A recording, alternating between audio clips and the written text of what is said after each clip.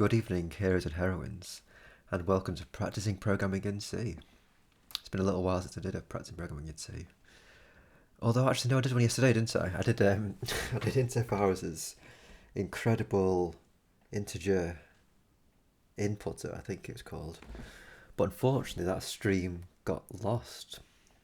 At least it doesn't show up in Twitch.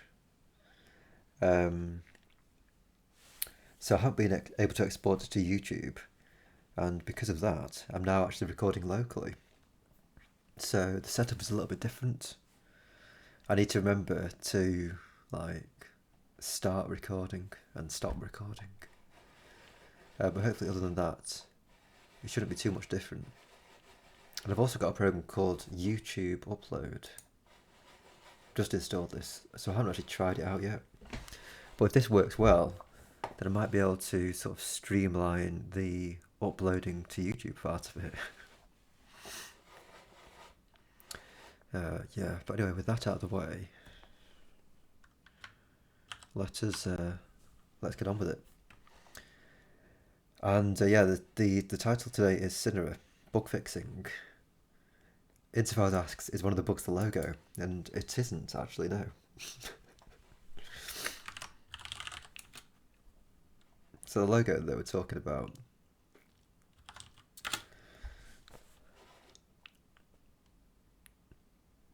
is this work of art here.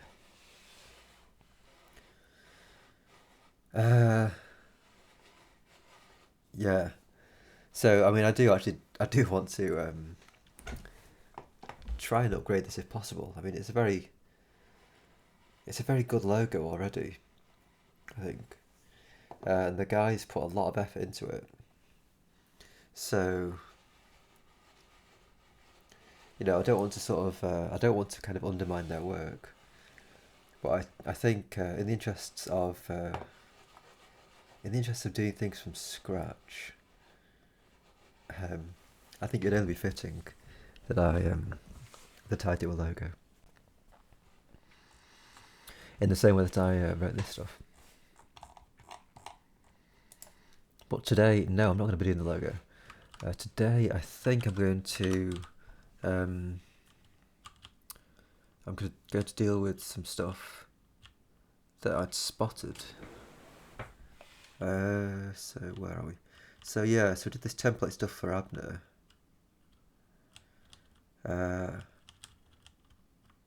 Yeah, I need to separate these guys out, which I'm not going to do, I don't think. Just see exactly where we're up to.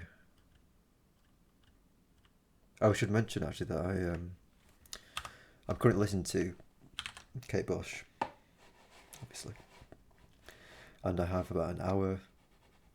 I've got an hour of Kate's left, so perhaps I'll stream for an hour, and then call it quits, or perhaps it'll be a 4-hour stream. We'll have to see. So yeah.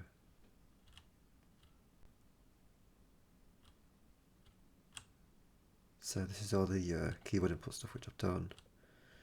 Contrast colours, disable keyboard and re-implement the ones I want, if any, god damn them. So yeah, I don't think I need to do this actually. Clever tool, category tools, clever spreading of the topic. Yeah, that's another thing I need to do actually. In fact, I think I did a cross there to indicate that I don't want to do it. Yeah, so integration would kind of done that. Yeah, inputs quote store. Yeah, okay, so I think it's just these little guys here. I think it's these, and these I'd like to deal with. This is a note from Abner. You can set resource limits on Linux and get eno mem errors earlier. So let's first of all see which of these are bugs and which of them are features. So URL timestamp. Yeah, right. So this is a bug actually. This is the JavaScript bug.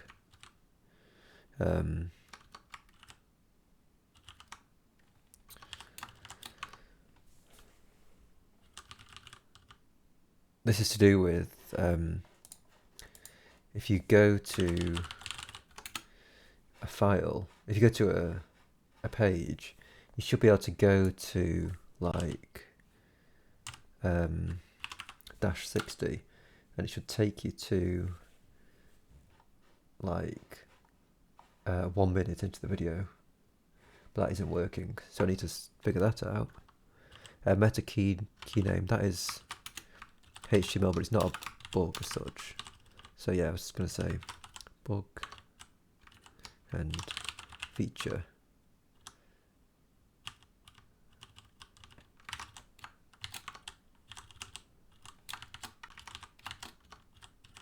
Common separation of these percentages the same offset. So this is a C thing.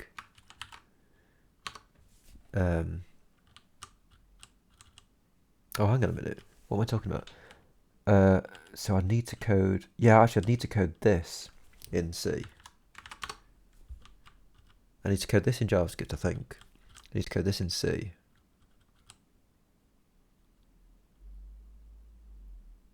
So the only other things that I'd need to, the only other languages will be CSS, I think. The speed controls via keyboard is a JavaScript, for example.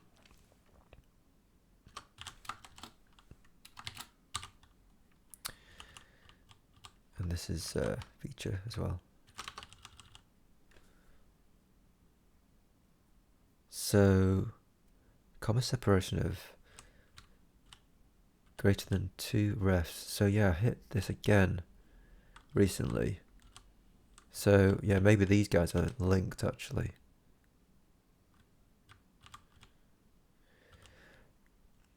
Will this be a bug or will this be a feature?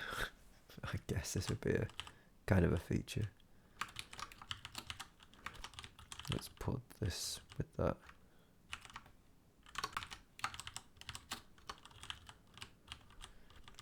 Investigate allowed characters and member names. So this is a bug, I believe. And it's a bug in C.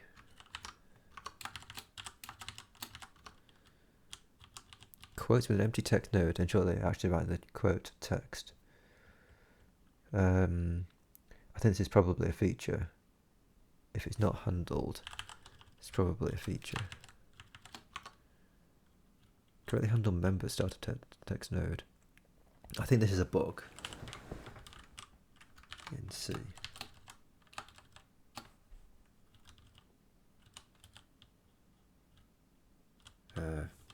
But claim or reject that there's enough space left in the arena. So this is kind of a feature, but it's more of like a latent bug, I'd say. Because at the moment claim buffer could be called, but it could fail if there's enough space. Or well, actually, I think claim buffer could succeed, but later on, write into the claimed buffer could fail. So consider using base 36. So this is kind of a feature.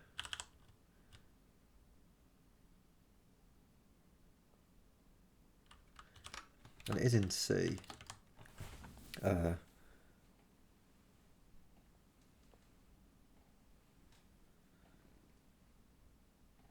But I suppose I don't need to bother about this so much at the moment. Because this part of it is going to be for when I'm actually doing the like the project-wide generation of stuff, and needing to map file names to actual numbers, which I don't need to do yet. And then refbox identifier, check that we've learned much before adding a new one. So this is kind of a bug as well. In the same way as claim buffer is a latent bug, this is a latent bug as well. Yeah, so I think I'd like to deal with these ones in C first. I'll just check actually that there's more, anything else. This would be a feature. Clever spreading would be a feature. Possibly in C, I think. I think it's in C where I actually do the possible colour calculations.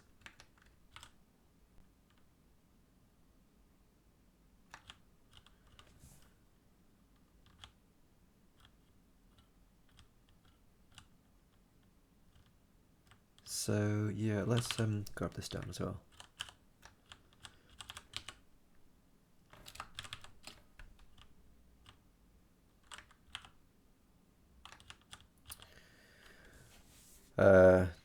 Polyformable quote store, just curl, yeah. So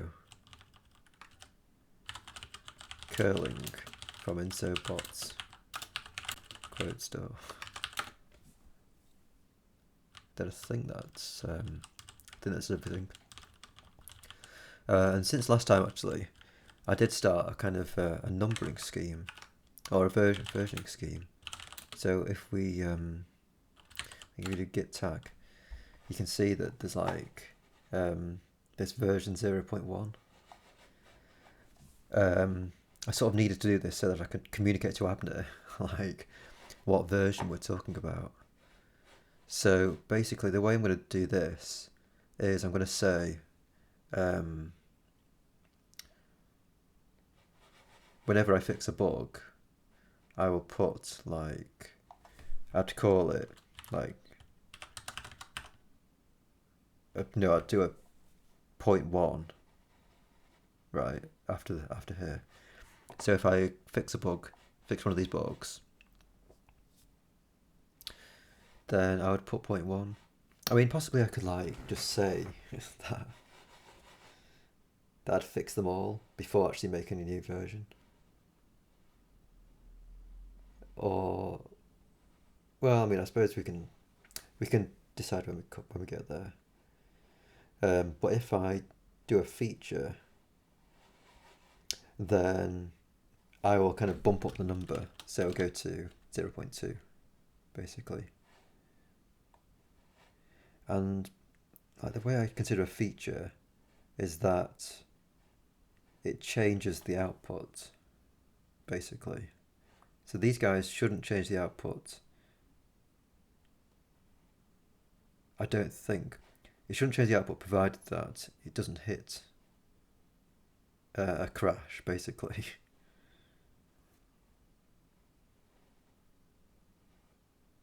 Because there are some things here that I've had to actually work around in my HTML files. I think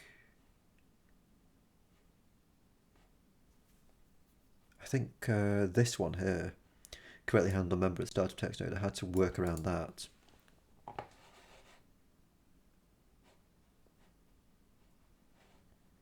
So I suppose technically, well, yeah, I mean, if I tried to write what I wanted to write, it crashed, basically.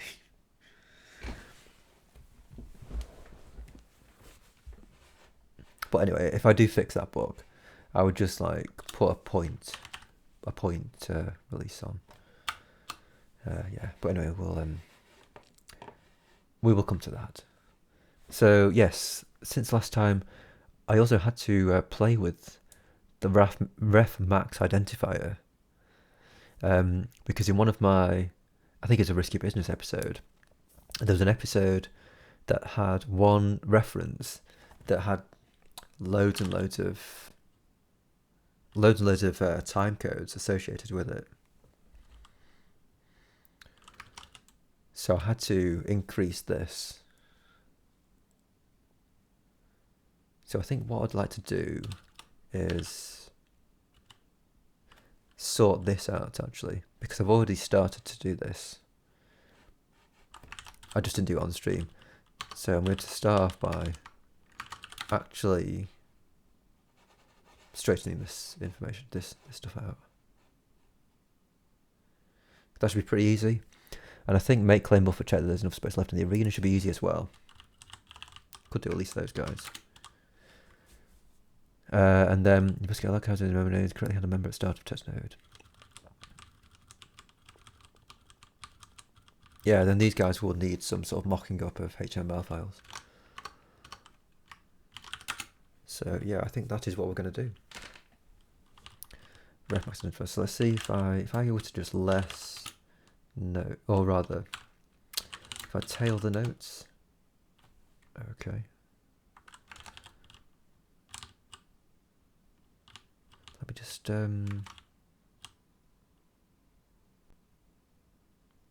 grab all of these. I don't really need that.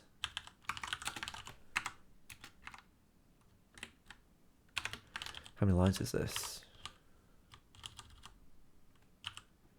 How do I do this? Is it G and then, yeah, so 22 lines. There we go. So 22 lines of it.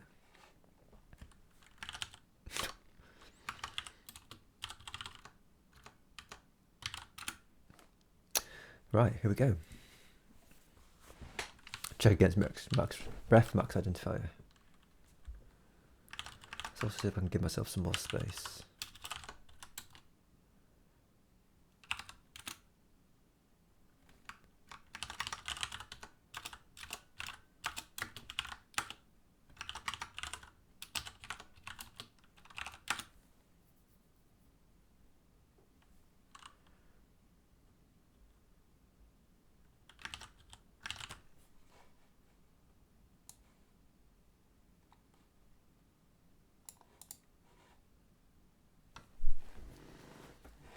Well, that might be okay.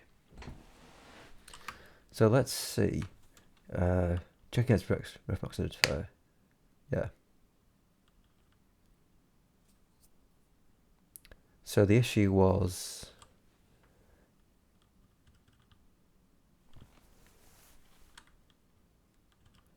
you just want to see if I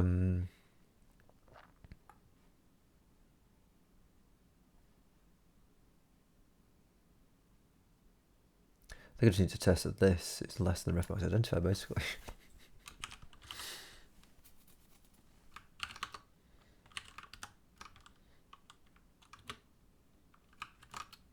If it's greater than the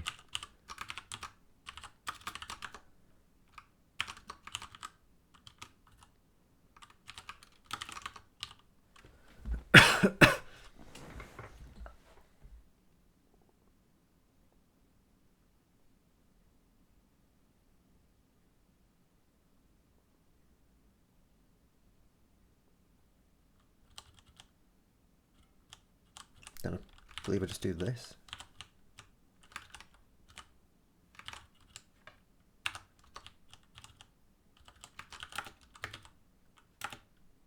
So that didn't die, which is nice.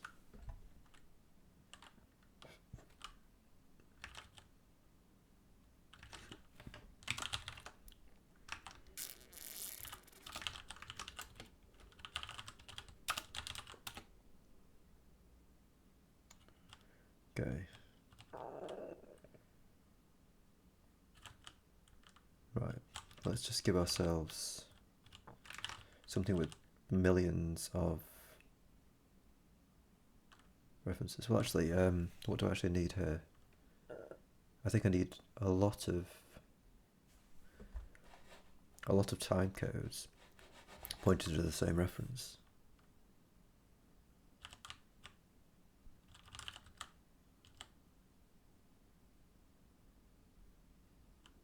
Gosh, I'm really going to town with the markup in this test.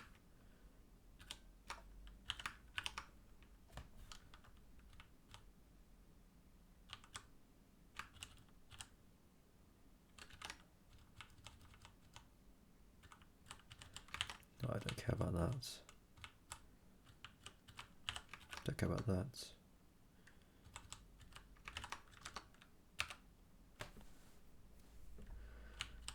I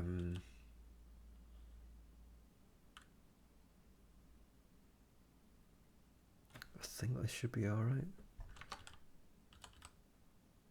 So if I just actually, what is the ref max identifier? So that's 64. Right. Just make it well, honestly, it could be 64. Although, no, let's make it just less than 60.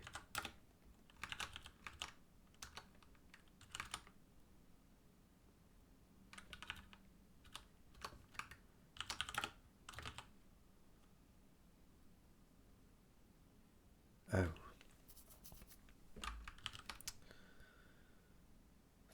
Yeah, I really need to figure out how to make Vim keep the right make program.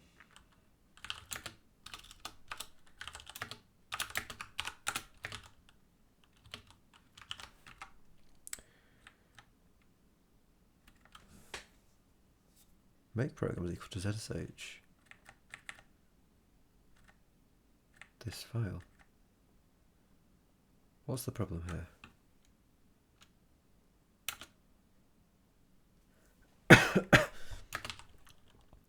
Empty file name. There we go. So yeah.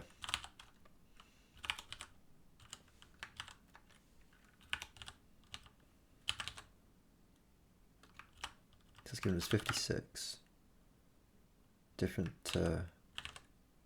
56 different people with this time code. So with a bit of luck, if I run HTML2 test, oh, am I actually erroring? Am I writing an actual error?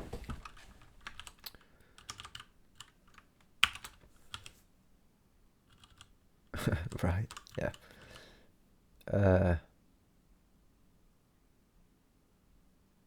Yeah. Too many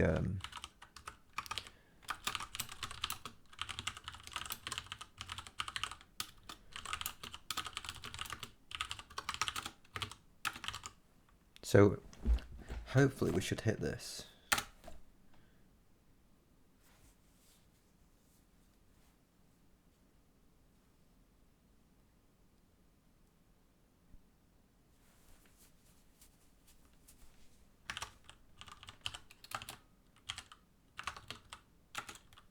Oh, actually,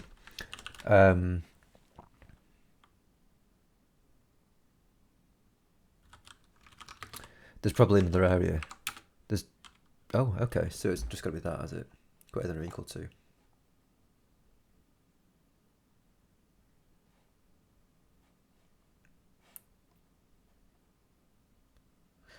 Okay.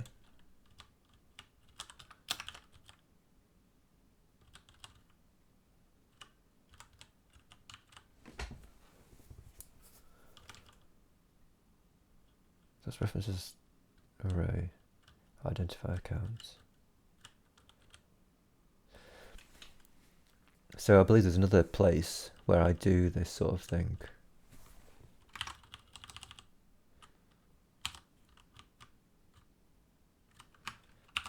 No, that's not going to find it.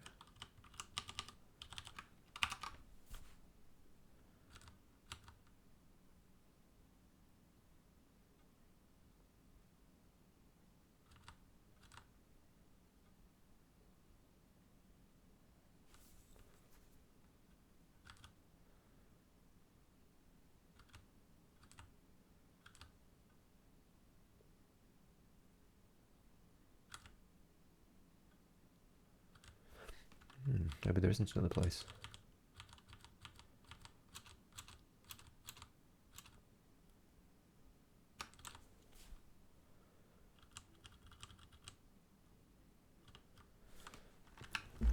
Let me just see where I am.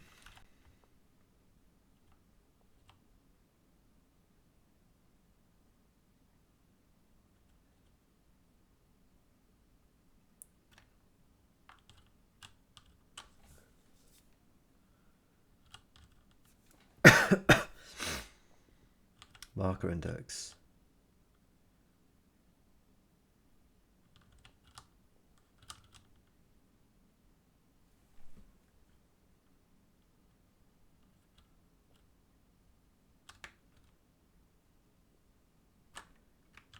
Hang on.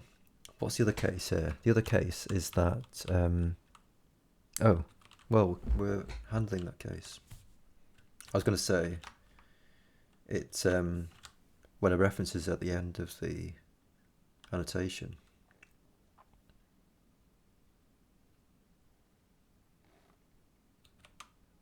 Is that correct?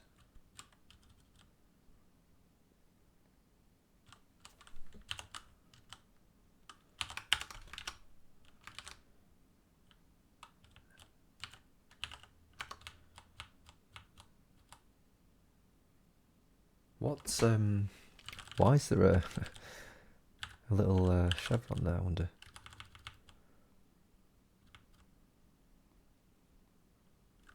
Was that in the original thing, I wonder?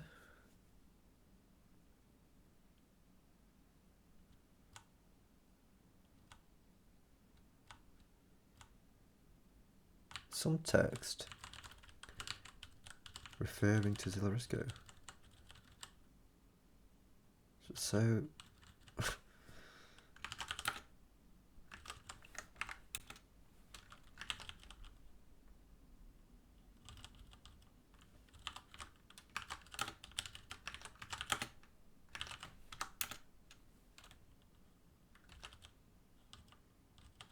that's a 57. Okay. So that passes and it doesn't crash.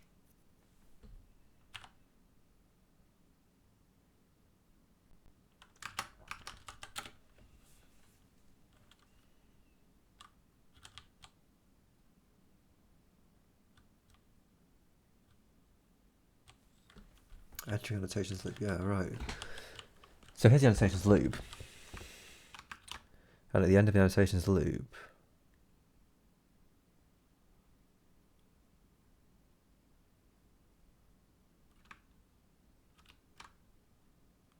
well, actually, it's kind of not quite that, is it?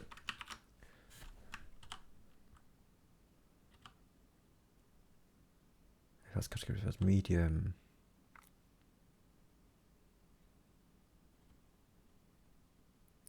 Quote byline. Build quote.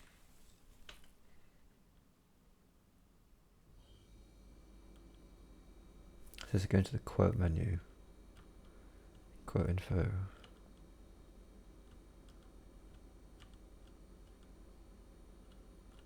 Ref index greater than 1.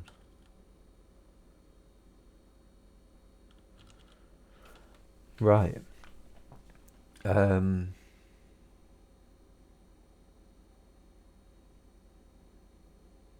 What's the difference here? Oh, right. The only difference is the comma. Didn't I have that as a bug though?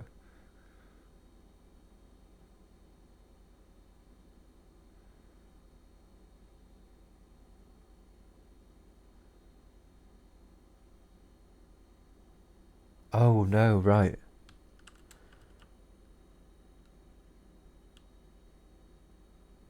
Hang on. If ref index is greater than 1. I've got another comma up here as well. That's the ISBN URL.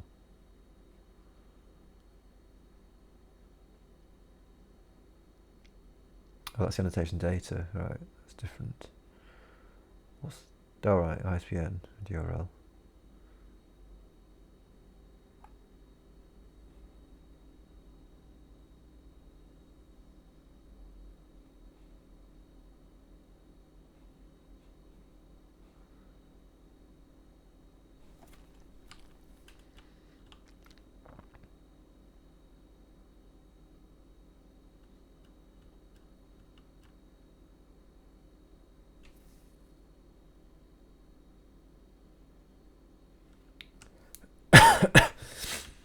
Let's look for another instance of this. Reference must have an ISBN.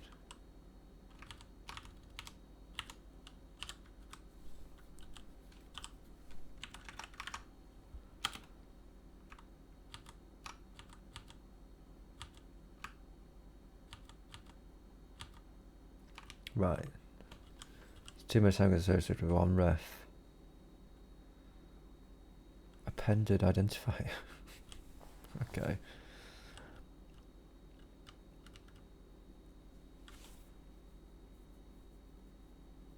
If it doesn't have a reference, or if we don't have a reference.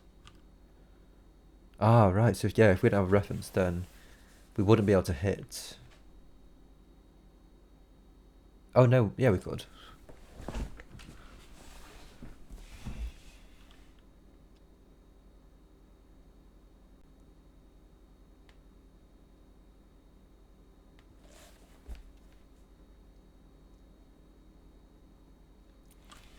Yeah, because has reference is for the time code. So it's basically when it comes through one of these guys, it says, does it have a reference? Actually, is that correct? What is it? Has reference. So it's the annotations loop. Ah, actually maybe.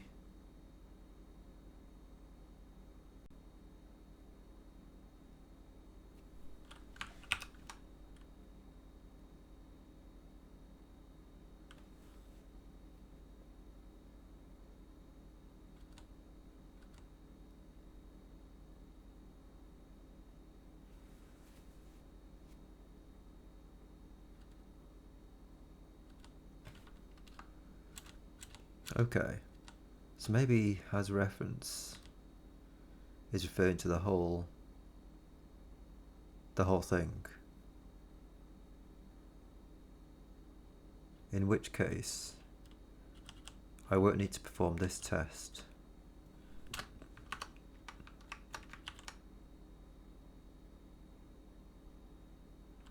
Hang on a minute. Am I not checking for has reference any further up?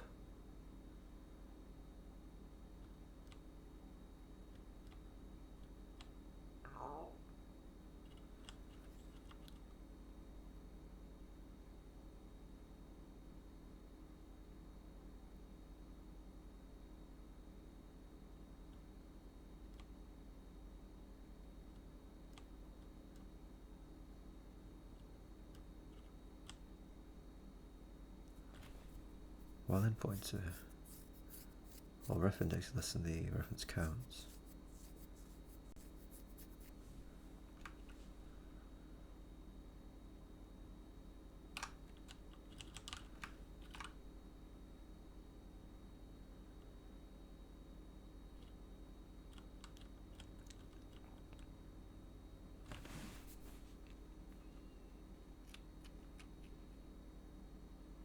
Basically what I'm trying to figure out here is, have I handled everything correctly?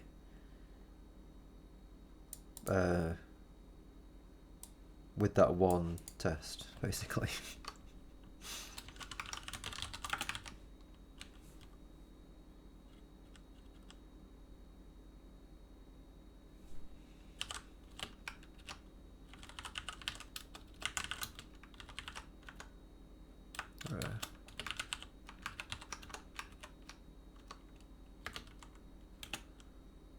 Too many times associated with one reference.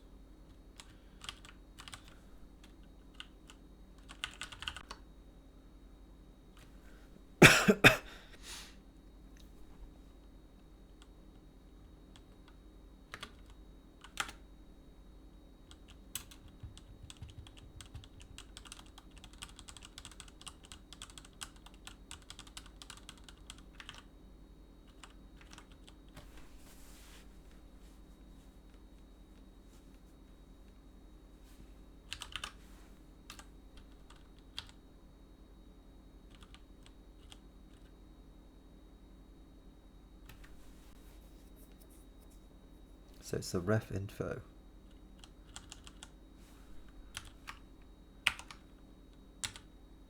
So references array. So the only time I use a ref info is in the references array.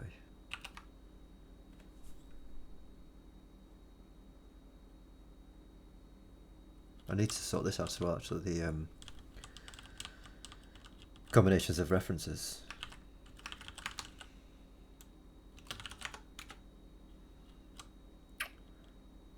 It's kind of a bug, I think.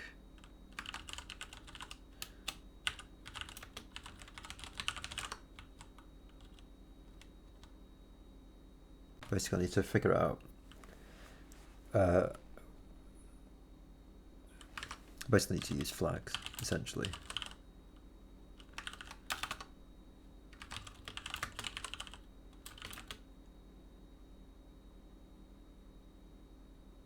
Use flags to ensure that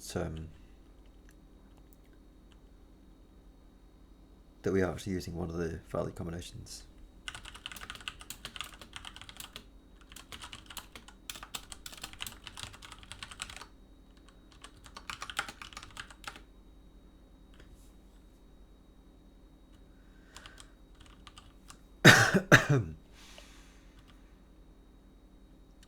So I can't prove this. New combination of reference info. So yeah, if we don't have a reference menu, then there's no way we can hit the max ref identifiers thing here. Otherwise,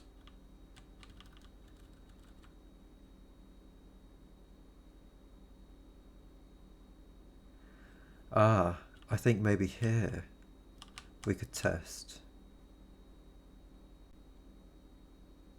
against the max ref identifiers.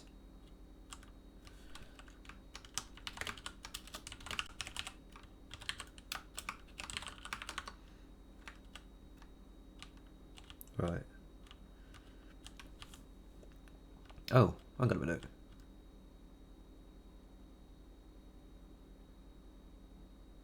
Oh, hang on. Yeah. I want to be doing this test up there. Right.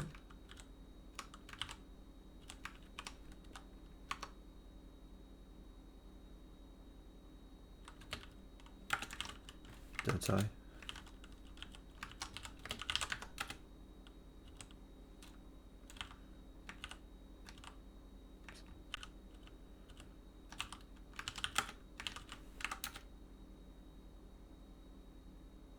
Yeah.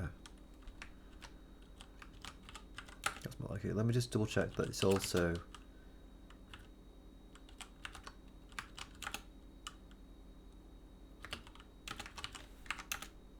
Okay.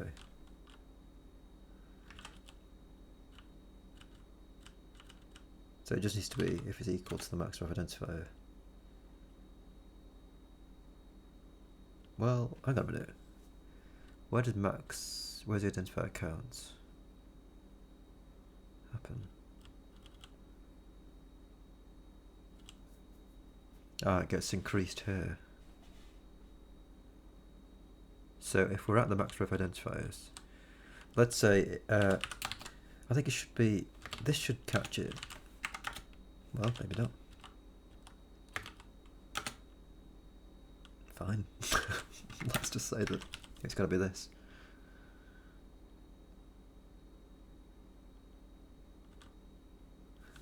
Right. So yeah, I'm satisfied that that's in the correct place now. So for unique refs,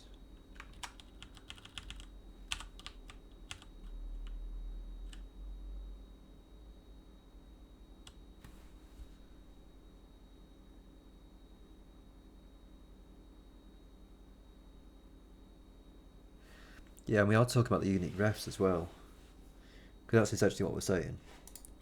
So a unique ref is each one of these. Right, it's one of these.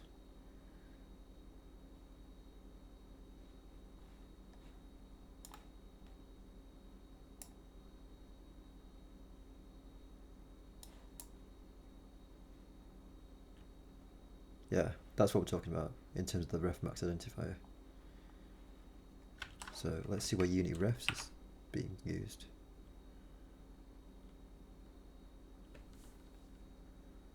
So we're still in our for loop here. Let's just get out of this loop. Oh, that was out of it.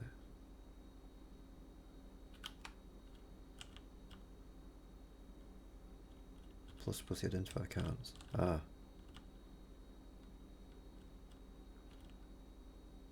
Well, hang on a minute.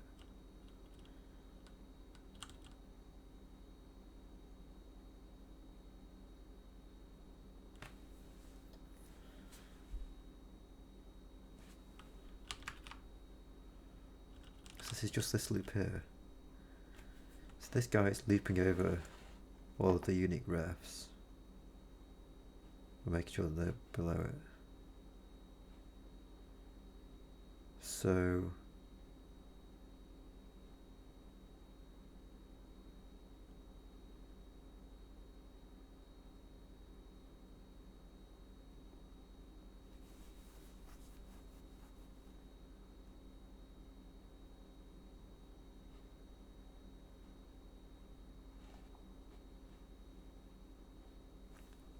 can't press a new combination reference info.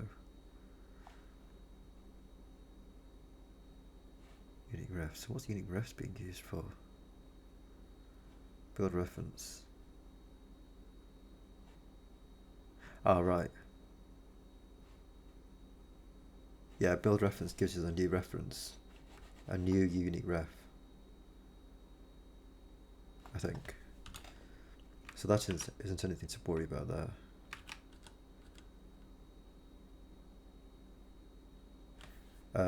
And giving us a new unique ref is fine.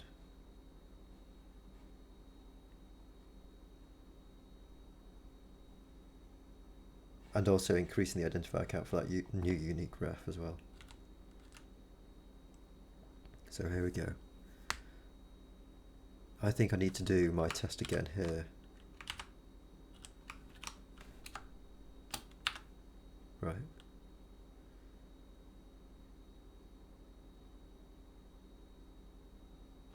Did that work? No. Maybe.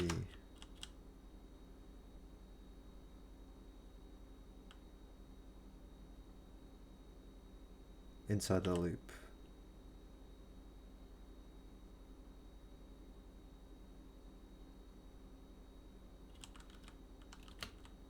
Well.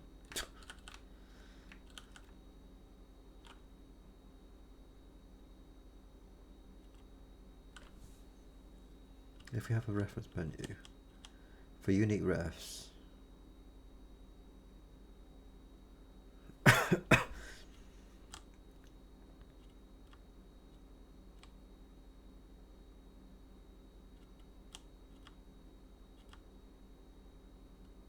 oh, hold on a minute. What is actually happening here? Is this end of annotations loop? Yeah, right. So we finished the annotations loop. So at this point, we're not going to be adding to the references menu. So yeah, I think we're fine. I think we've done enough checking there with that. Actually, let's just back all this out. So what exactly was going on there? All this change. Yeah, I don't know what was happening there. Maybe I just fat fingered it and just pasted some stuff in. I don't know. So yeah, let's keep that as it was. Go to the notes. And let's just say that this is now sorted out. Oops. So make claim buffer check there's enough stuff.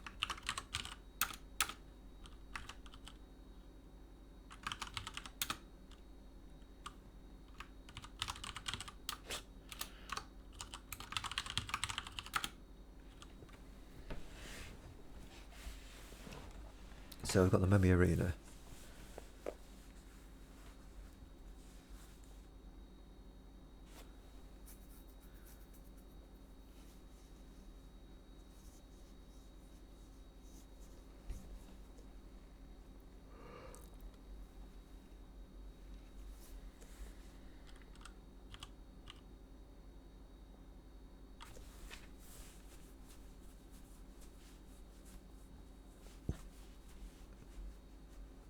Oh, it's currently a void as well, which is handy. So I can just straight up return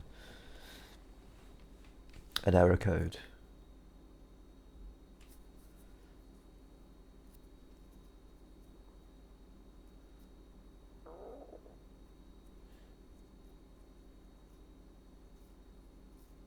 Memory arena.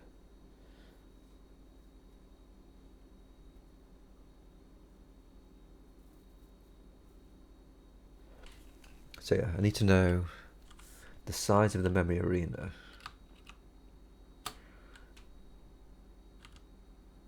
Arena size. I mean, I suppose technically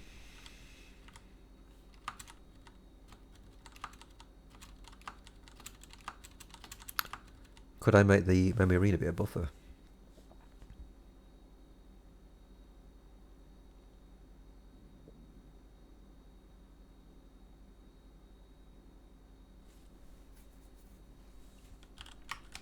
Let's see if that would work. I'm not sure if it would, but...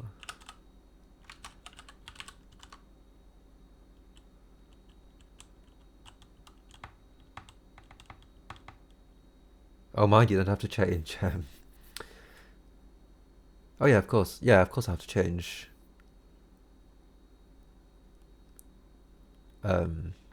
claim buffer anyway.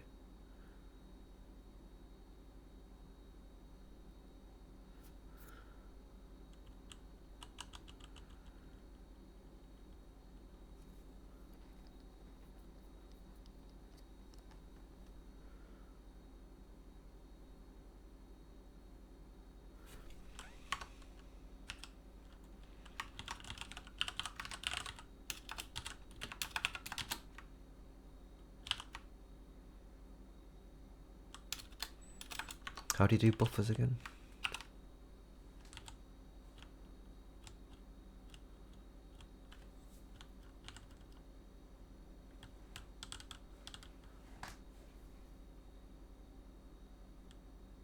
So, hold on a second. A buffer is just a location, a point to an ID and a size.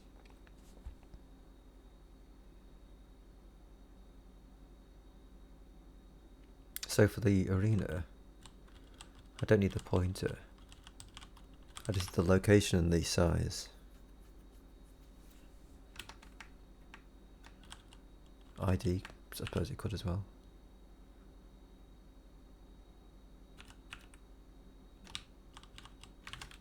So the location.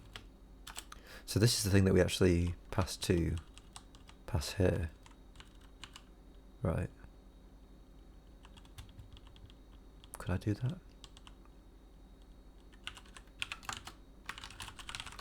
Right. And I want to make this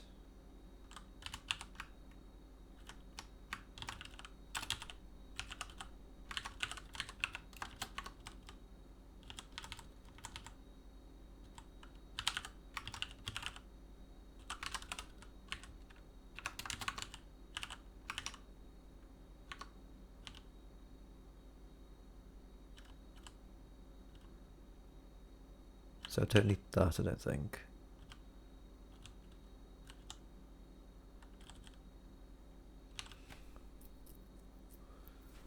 I think that should be enough. And then claim buffer.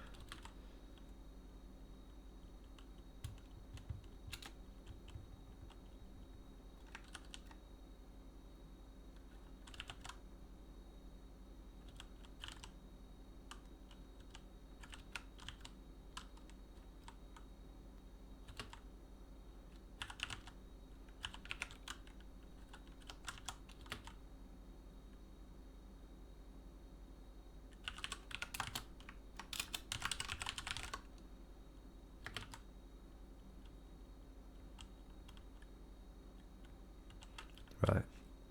And then claim buffer needs to take a buffer memory arena.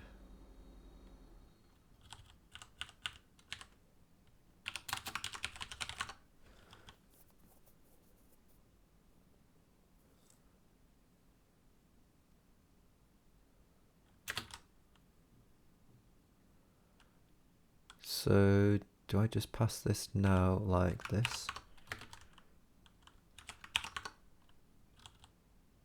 Wow, okay, so this could be fun.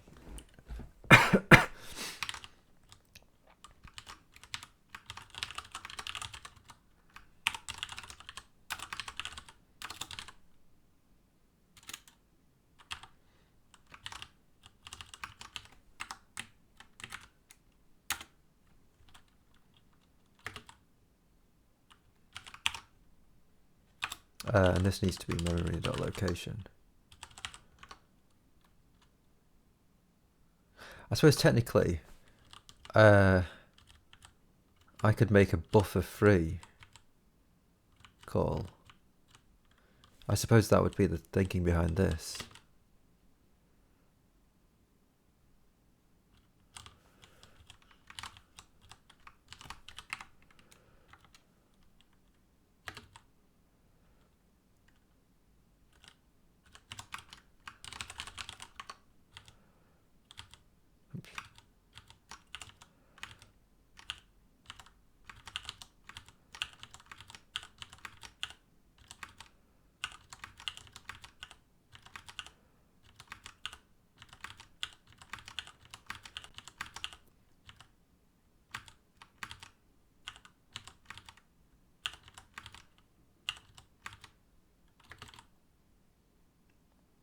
Okay. Just check that it still works.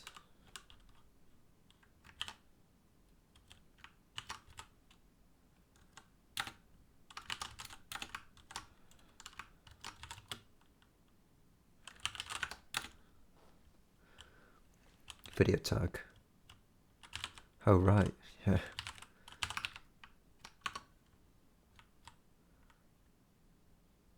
Fourth platform YouTube. Okay. So, did that output anything? Interesting, so that seemed to work.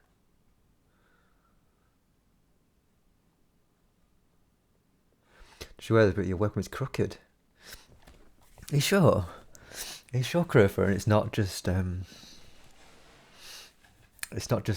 effects of the drugs.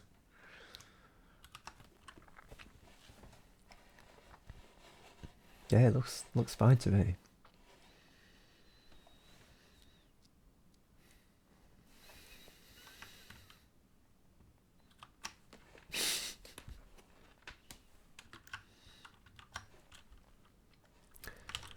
So, yeah, how's it going, Christopher? Are you okay? The drugs.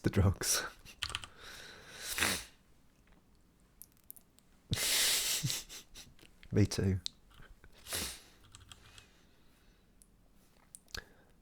So yeah, that did actually work. So claim buffer. So now what I can do is I can check that I'm below the size, can't I? Oh,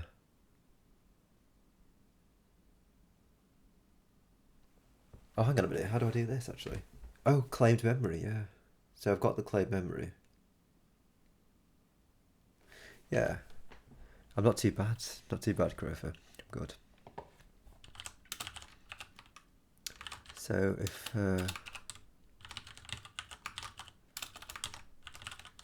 claim memory plus size is going to be greater than the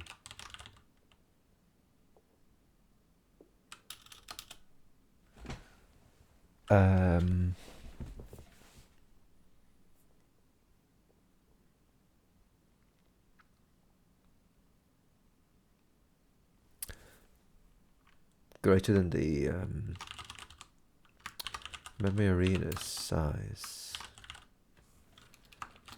If that is going to be the case, then I need to die, basically.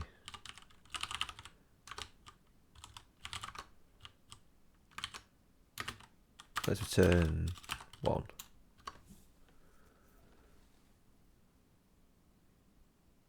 Oh, wait a minute. God. So yeah, I've got all those claim buffer calls.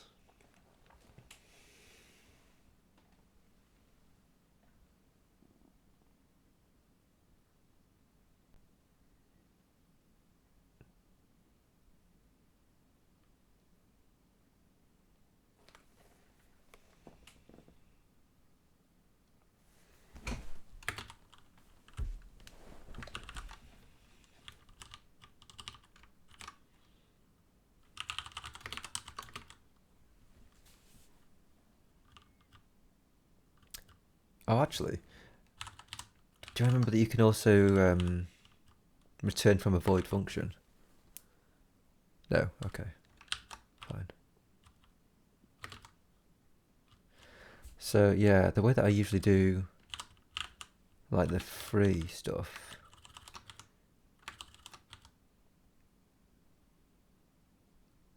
yeah, I need to do the freeze differently depending on where I am, don't I?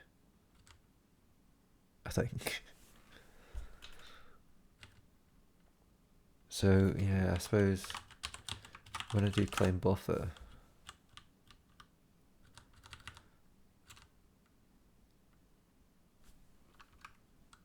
well, I mean basically what I'm talking about here is like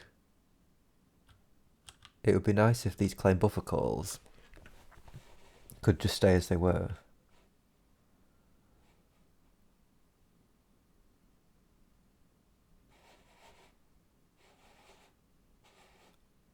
And I do any like exiting of the program in the actual function itself. For example, this basically. But to do this, we need to have taken HML, which the claim buffer doesn't take.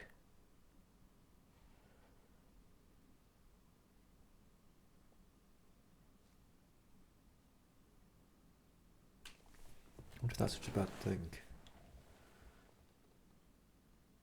Because it claim buffer HTML free, so hang on a minute.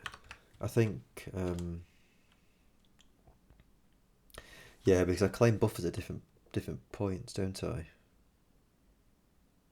Well, here we've got HTML here. What's this claim buffer up here happening?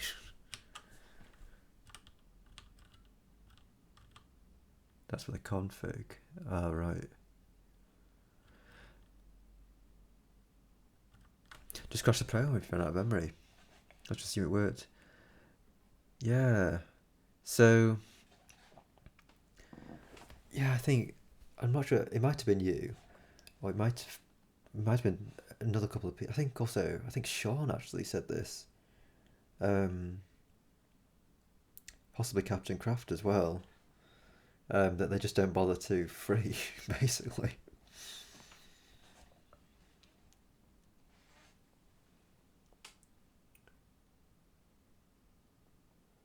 Um,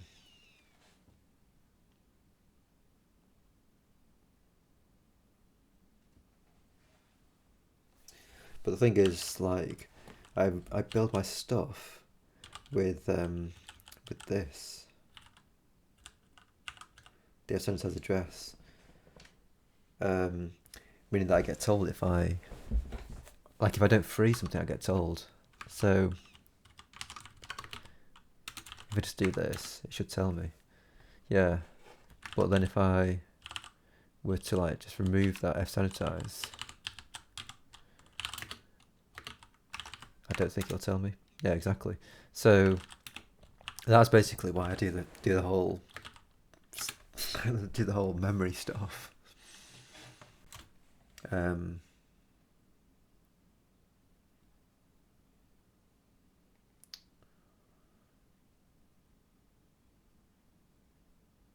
Yeah, I don't know. Like, I don't know if it's I don't know if it's like good practice for me to do that, or whether it's just kind of an unnecessary thing. I'm just not really sure if that's Not really sure what that is.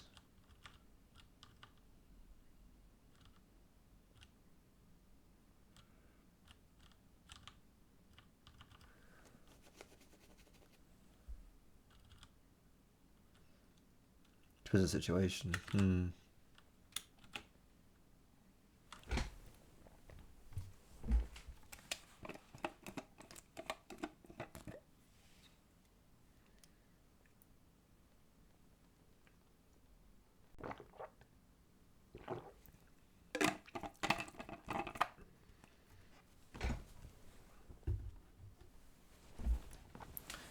Photo freezing isn't really a huge problem.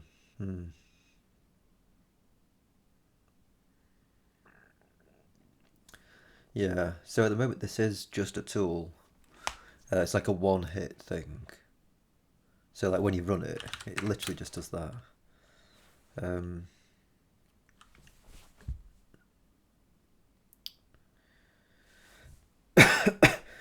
when I come to the actual thing, it's actually going to be like a daemon that runs on a server.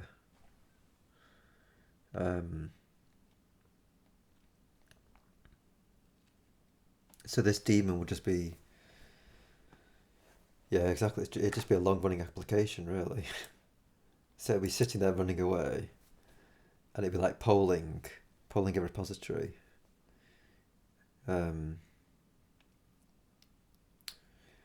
Yeah, basically it'd be polling my repository where I push annotations to, and then writing it to an index file, and then generating like web pages from that. Need to make sure it's solid. Yeah.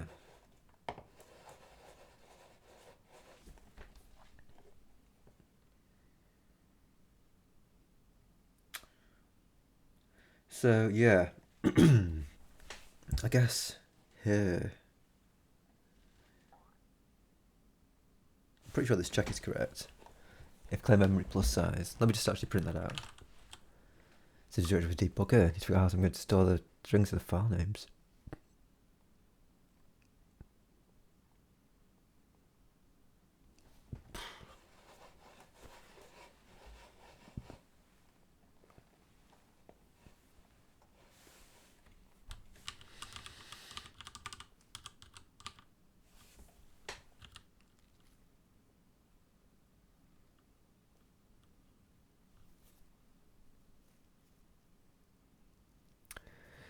Yeah, I suppose I don't have at all enough experience to offer a suggestion.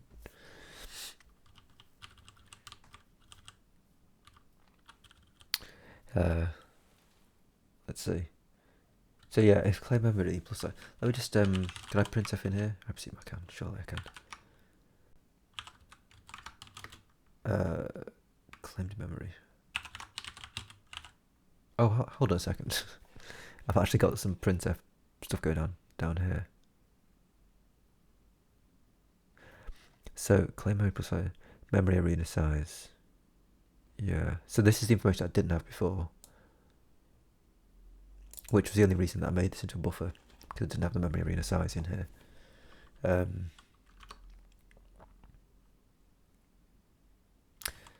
So let's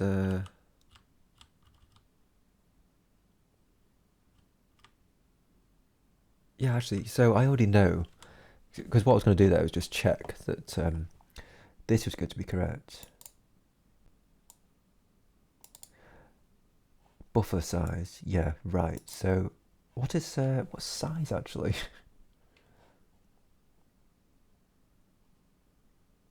Buffer size is equal to size. Hang on a minute. Let me just double check what's going on here. When I call claim buffer, right. This is the size of the actual buffer that I want to make. Right. Okay.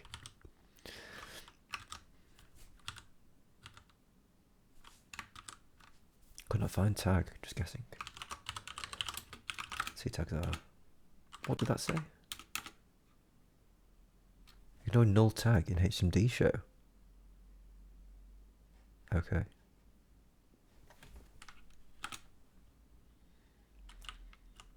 So yeah, really the test here needs to be.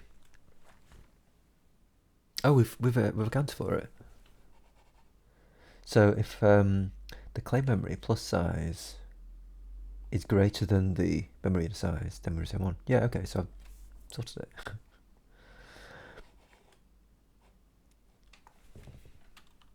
So then for each claim buffer call, right, I just need to kind of die if I get past 1. So yeah, if claim buffer equals 1, well, hang on a minute.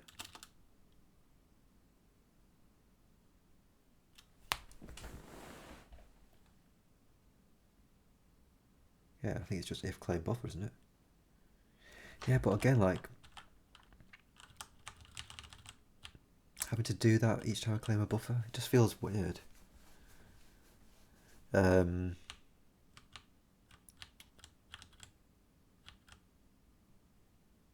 So yeah, I suppose as long as I make sure that I only claim buffers after I've passed the HMML, that should be all right. Sure, yeah. So I haven't done any of it yet, but basically, how the thing is going to work is that, or at least how I imagine it's going to work, is that the daemon will be running on the server. So, for example, Handmade Networks server. And it'll be sitting there polling for the repository where I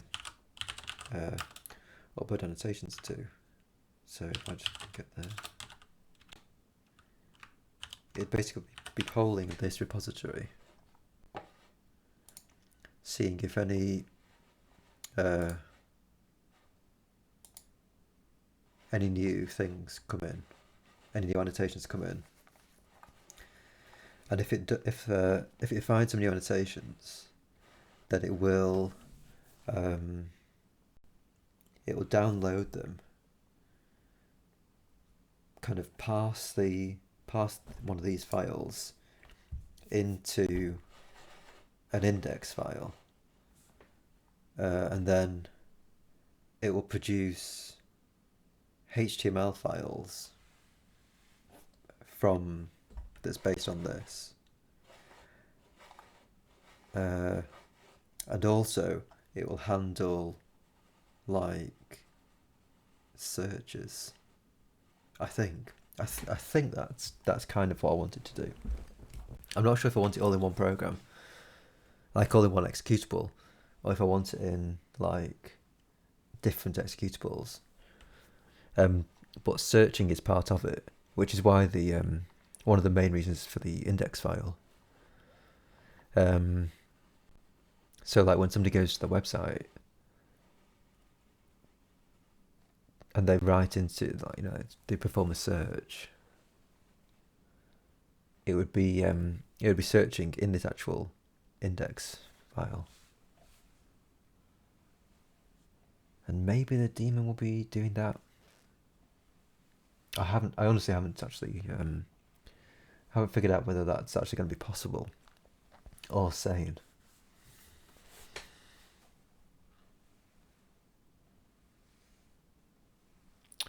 But I mean, the next step that I'm going to be doing actually is, it's still not going to be part of the daemon actually. The next step is just going to be writing an index file. So it would take basically all of these guys. Cheers. Take all of these, write them into an index file, and then generate like kind of directories worths of HTML files. Take one step at a time. Yeah, figure out what needs to run where. Yeah, yeah. Another thing I was thinking about was also making it so that it would have an end cursor interface on the server. So, like the server administrator could sort of be running, they could kind of open up the end cursor interface and they could see what's going on. They could like see basically like a log of what's happening. And they'll be able to sort of edit the index file as well if they need to. I'm not sure if that's going to be possible, but that was just kind of sort of an idea I had recently, which kind of might be kind of handy. And it's something I haven't actually seen myself. I think usually for logging things, you would just pass stuff to the watch command. Like you just do watch, and then like whatever var log.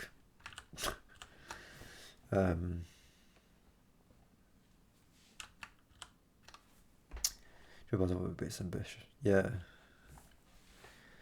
Yeah, so maybe at first I won't actually do the interface, but I mean that's kind of a possible way forward for it. Let me just pop some music on. Let me get some limbo on.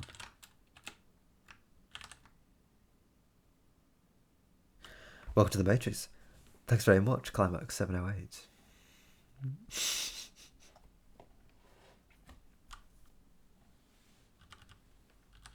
When did that happen? That was 20 seconds ago. Oh, they just haven't. Twitch just hasn't caught up with us yet. What do you want to say on your memory arena? So yeah, the memory arena is just currently it's currently all this stuff basically.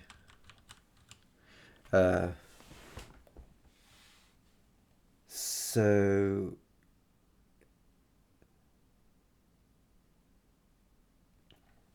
how can I put this? I currently write out to add HTML. The project is actually hang on a minute. It's this Cinera.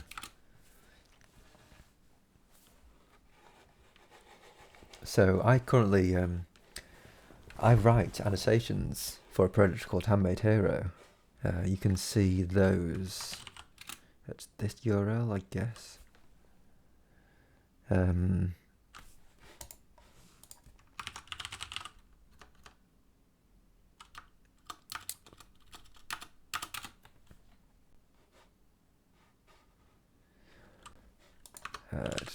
Hold on just 1 second. Yeah. So I write the annotations for this project, and I'm basically making a new system for it, and that is what Cinera is. So what I'm storing on my arena. So yeah, I'm currently storing. It's basically it's just the stuff that's going to go into the HTML file, basically.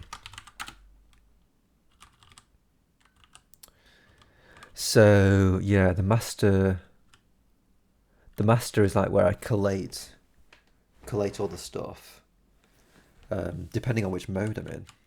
Like if I'm in the normal, what do I call this mode? I think just normal collation mode. Yeah, the normal collations.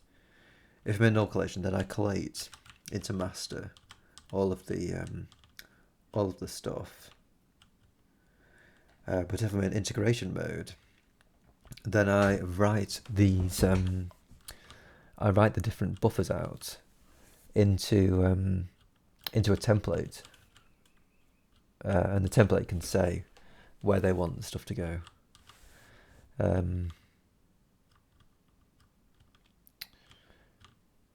So yeah, at the moment, the only things that are in the buffers are, it's just HTML basically. and HTML and JavaScript. I don't think I've really used the buffers for anything other than that, actually, which is a bit unfortunate. Let's see.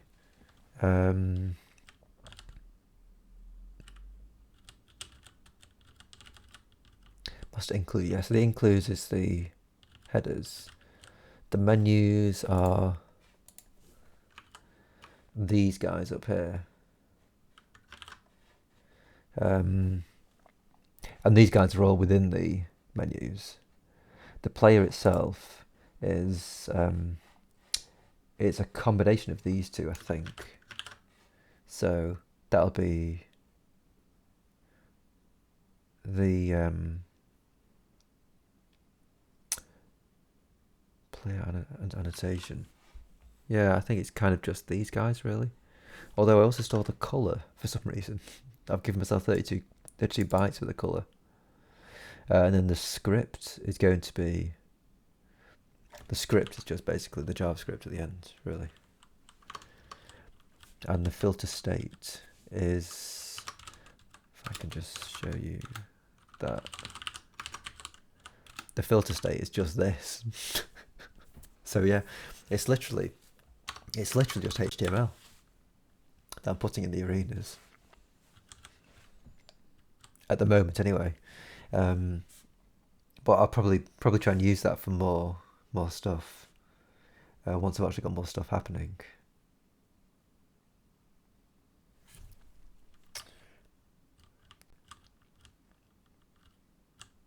Like, do I do any? Because I mean, I only do the one malloc, you see. Oh no, actually, I do mallocs for other things, like other functions. And why do I do that? Build quote. Oh right. So this is for loading into Bot's quote store.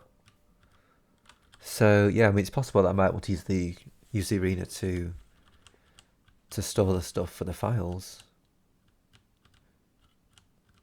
It's possible that I'd want to do that. So yeah, Interbot's quote store, by the way, is just like using quote list.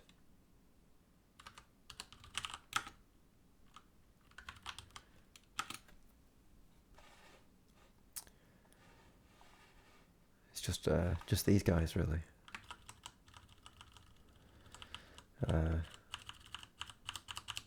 Wow, there's quite a lot of quotes. I like how the people who quote William Cheer, I like how they put the quote marks.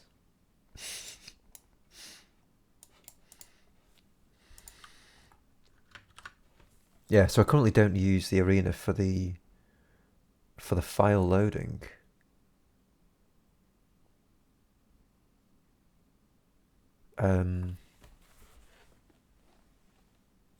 Yeah, but it might be nice to actually get that working as well. I'm not exactly sure why I didn't do that. I think maybe because I was just used to loading a file in this fashion, I think.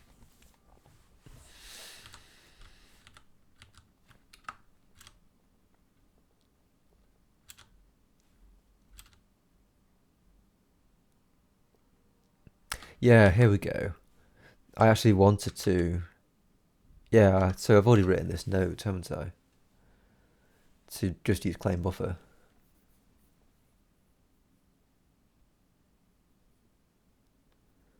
So, yeah. Let's just go back to claim buffer. You have to go back and forth in buffers a lot.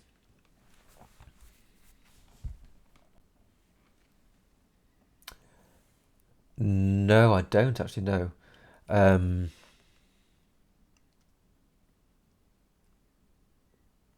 No, I think I just need to... I think mostly they're just linear, actually. So I tend to kind of just keep writing into them until I've just just scanned them in one direction really. Yeah. Um, yeah, I just fill them up, and then I think after they've been used, I just declaim them. Well, I mean, fill them up, and then copy them into another buffer if I need to. So I mean, if I just go into debug mode and then run this on this, you can actually see all the claiming and declaiming happen. So yeah, you come into a file and so it first of all claims these guys basically. So it claims all of these in advance, and then we come into the annotations loop.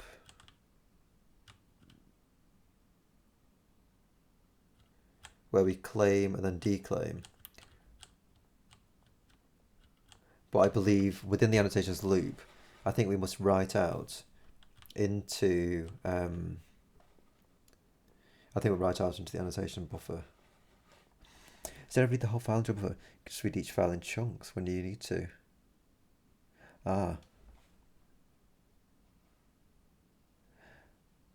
Yeah. Let me make a note of this actually.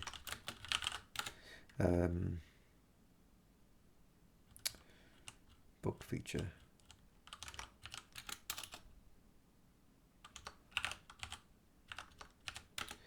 So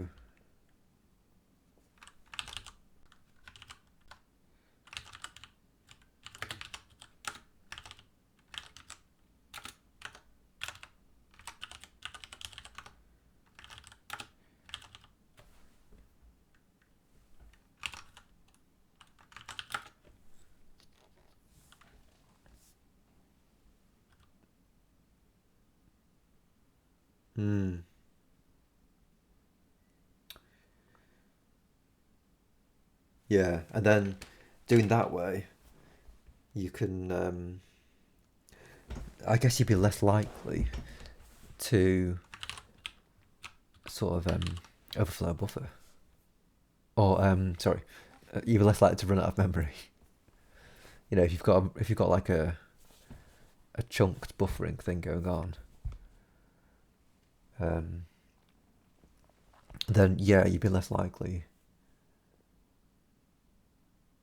to have any like memory issues, I think.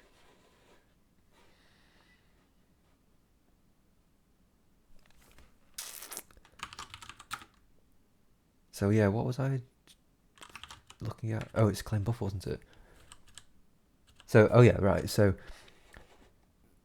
all these guys get claimed and declaimed within the annotations loop, and the annotations loop basically is looping through all of these guys, but they're not actually in this form yet.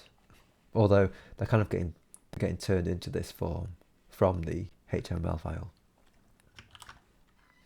And then after they've been looped through,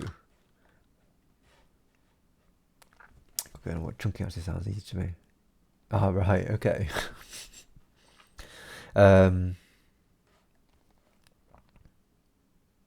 Okay.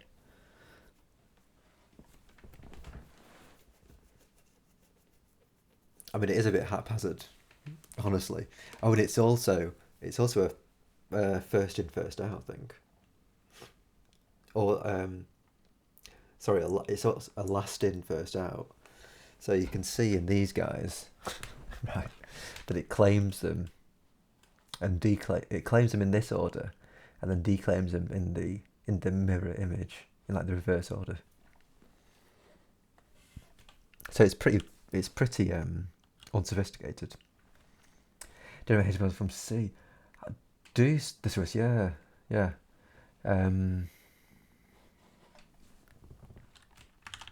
So what I actually do is I start off with these sorts of files. So I have a file like this, And then I've got a parser which Interfaraz wrote, called HTML.ib.h, right? And then I kind of parse the stuff. Well, that parses the stuff, and then I output a file that looks like this, basically. So this is the actual file from that test thing. Well, not really. No, it's the all of this stuff is actually in C. It's actually in the C file. So let me show you.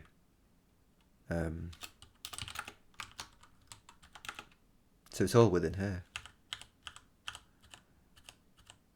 So I suppose in a sense you could sort of say that this is kind of a template.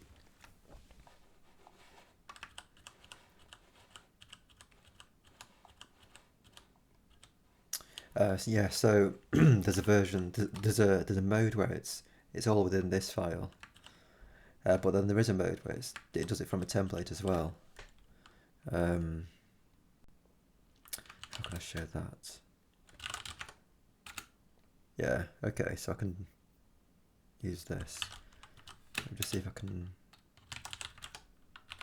How do I do this? Template location. So yeah, if I just say template.html and then test HTML, yeah. So for example, how can I show this? Menus player script. So if I just, can I just throw a div up here? Don't really know if I can. Some wonderful stuff. Some wonderful stuff, especially for the Swiss and Crofer. Let's get Crofer as well.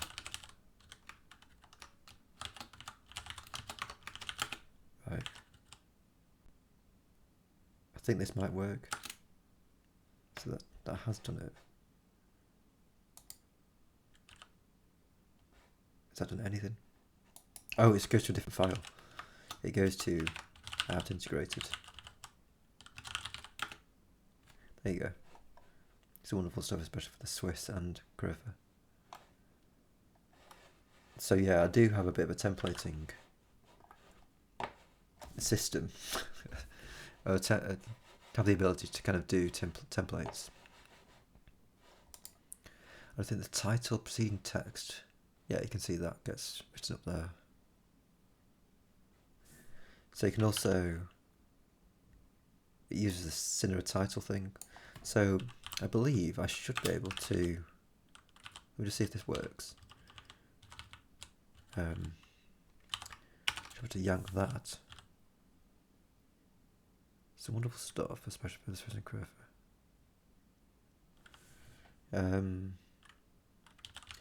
Some wonderful stuff pertaining to this.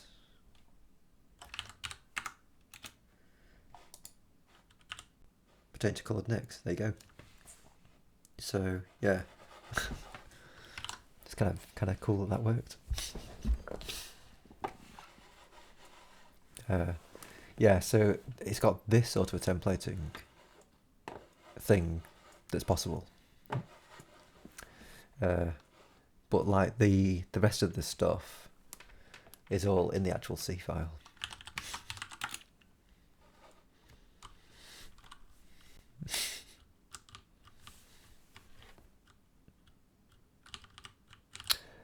So let's just see if I can do this. Basically the issue was claim buffer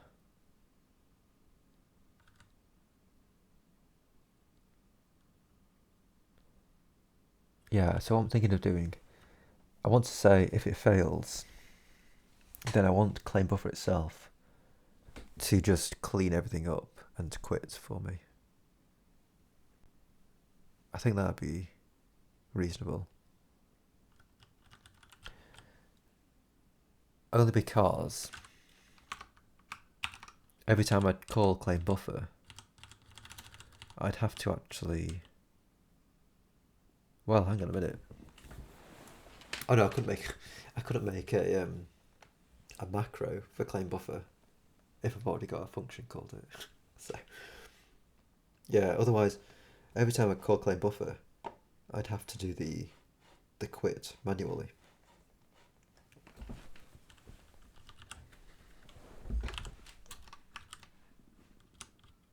And the quit is basically this. It's basically free this and free the memory arena. So people use this protocol templating stuff. Stash. Let's have a look. Logicless templates.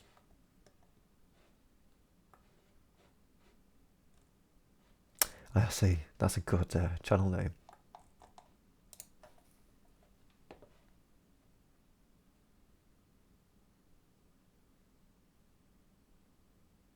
Oh, I see why it's called Moustache, because of all of these guys.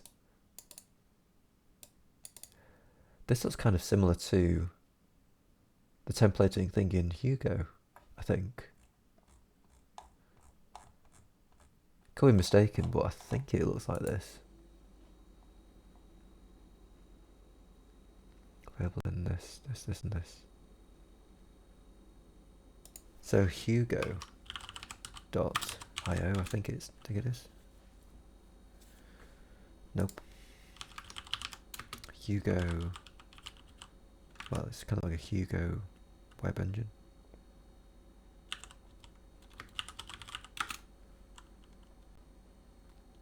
Oh, go Hugo.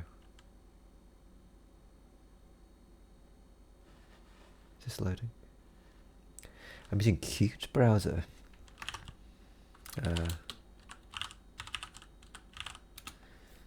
So it's Qt browser with the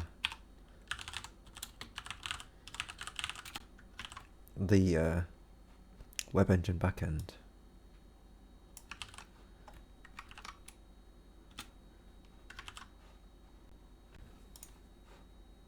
Let's have a quick look.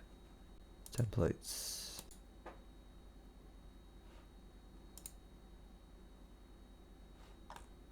So yeah, you can see that these guys are kind of similar. So maybe this is Moustache. I mean,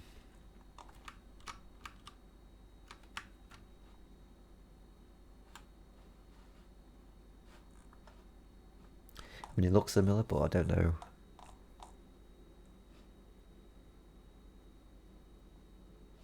I don't know exactly if it is actually Moustache. I suppose it would say in the overview, maybe.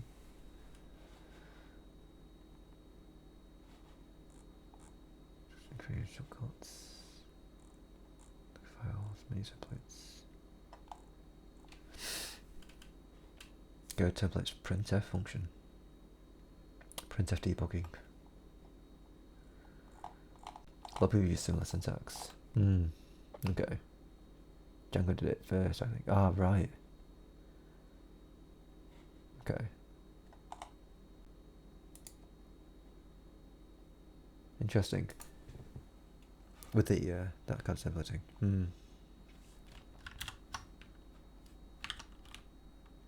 Yeah, I mean maybe I could do that for these templates. I think the only reason I did this was that, yeah, I don't know really. I suppose I thought that I needed a way to actually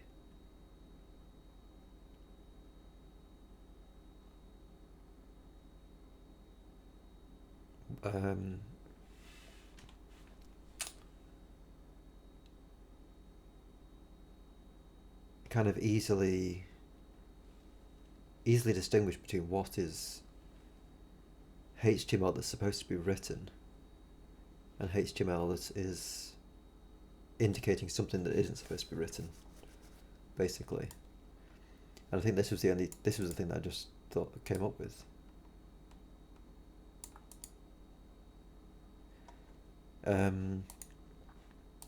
well, maybe it doesn't really matter, you know, because if it's a template anyway, it doesn't need to be. Oh, actually, well, hang on a minute. Well, I suppose what I say is if it is a whatever I want to do is fine. Okay. Yeah. Yeah, I suppose like the template wouldn't be in HTML format, would it? It'd be in a different format. So I suppose I was hung up on the idea that it was going to end up as HTML anyway. So I would let people write HTML in HTML basically.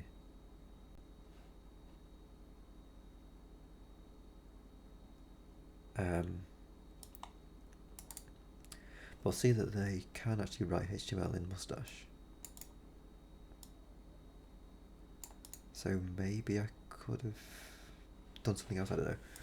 But yeah, I think basically I was kind of on the idea that it was going to end up as HTML, so I might as well kind of use HTML basically.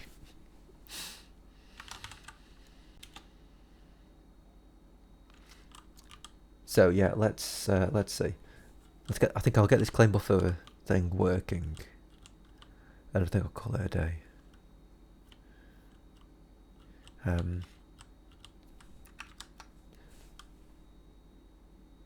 So yeah, the only thing I need to change them all to pass the HTML, I believe.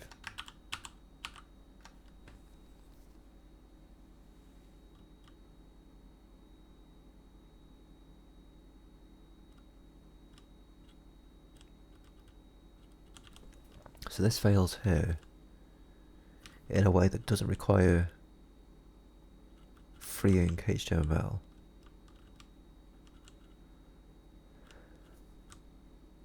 Didn't I have one?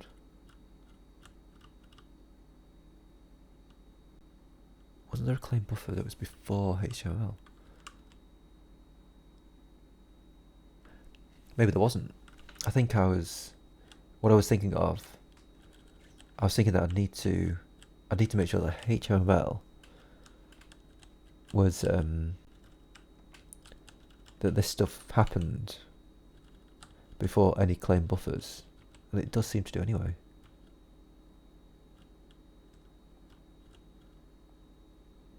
So yeah, let's just do this.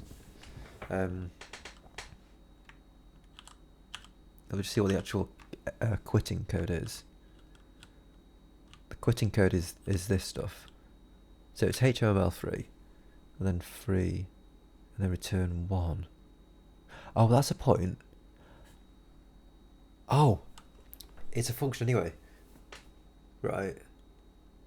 So I can't close my program anyway. So all of the claim buffer calls would have to do it. So let's just make them do it. Honestly, let's just do that.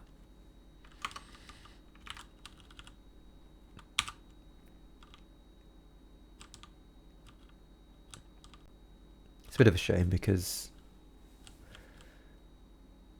it just kind of adds some overhead to the claim buffer.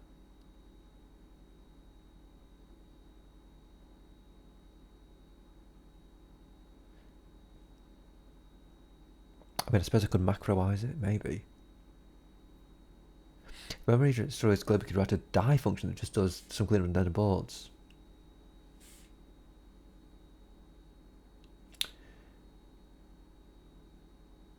Yeah, okay.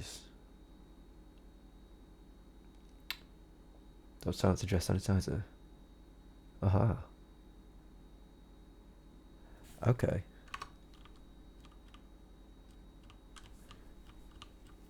So is memory just global? So I don't think it is global actually. But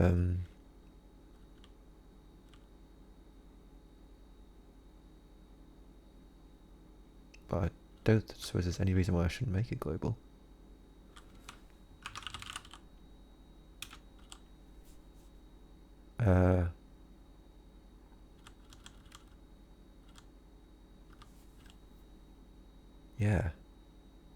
like, let's just see.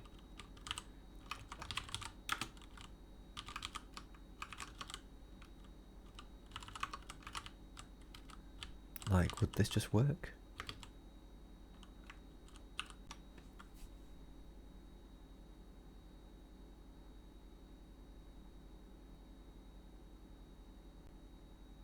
So I guess if I just make sure that the buffer happens outside.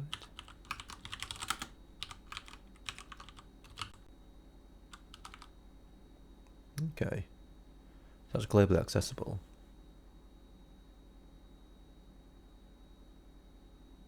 Let's just see what happens. It didn't die. Let me just set up the debug actually, so I don't get so much output. So what we're saying is,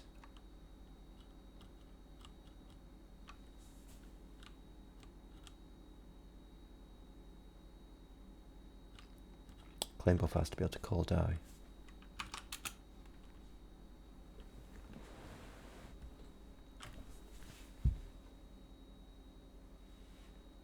Isn't because we could just pass in the memory either. Oh right, okay.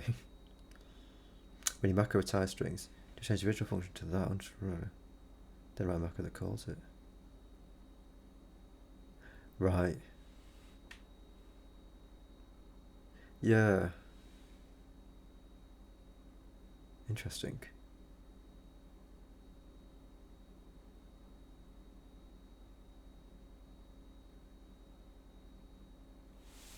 If it isn't global, you could pass it. Sorry. A diaphragm just does some cleanup and then aborts.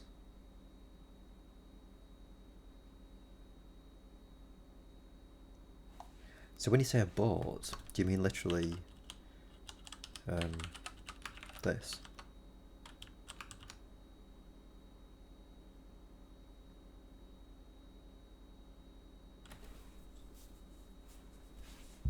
So the race was called. This doesn't even want to.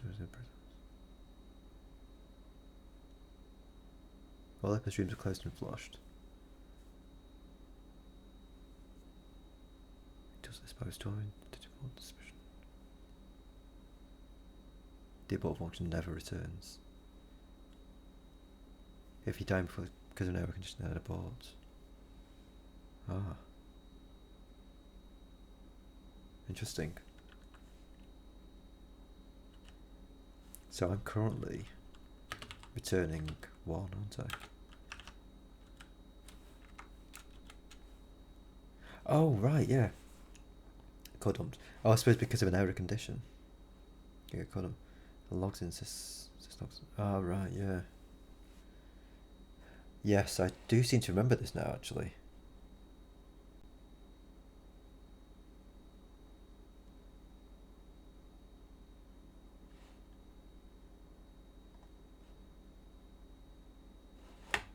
Yeah, and if it's an error condition, it is, you do want it to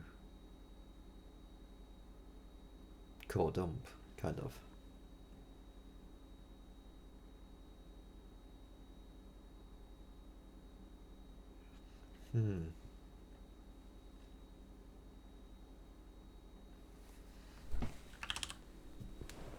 Interesting.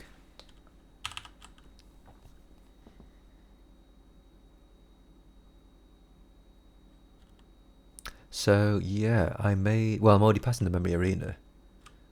So I'm already doing that anyway. And it's for the claim buffer that I'm talking about at the moment. Right. So let us just move that back down to there. Got debugged that. Right. And then basically what we're saying is, oh, it was the HTML it needs to take as well.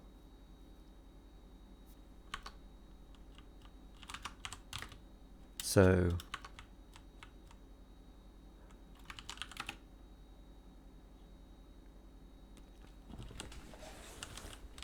yeah, that was the thing, right? The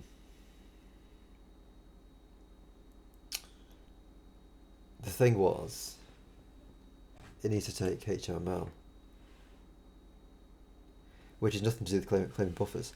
So you know what? I think I might actually try this idea of macroizing it. Right. And then all claim buffer is going to do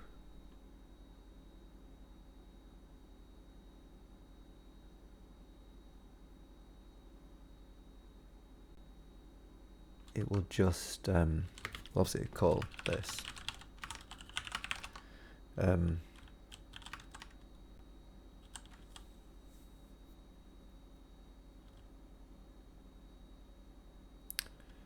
but also so this is going to return 1, so it's like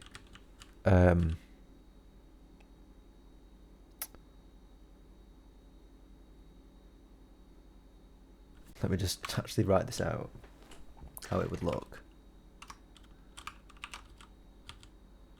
What I'll be saying is, it's like, if this does happen, then we need to free. And then that return 1. Well, I'd want to do a message as well.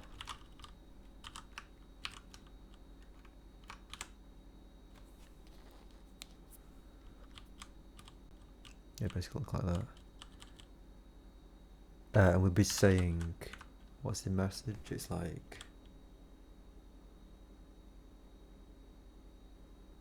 memory that cannot.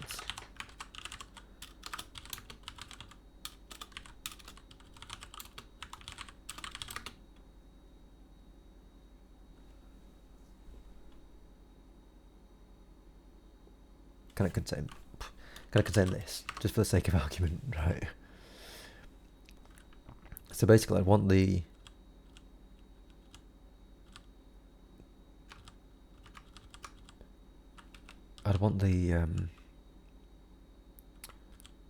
thing to look like this.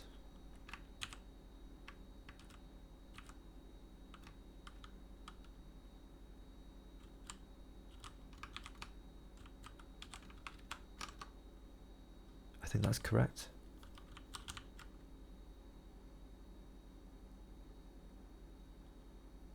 Could be completely mistaken though. Oh, and also it's not. Oh God, I need to make it take all the stuff. Right, don't I?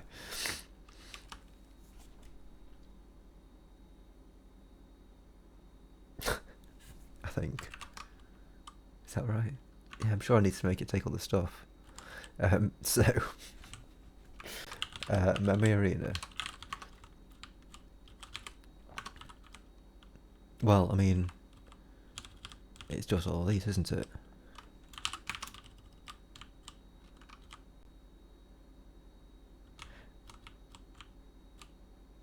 Now, yeah, I'm not exactly sure.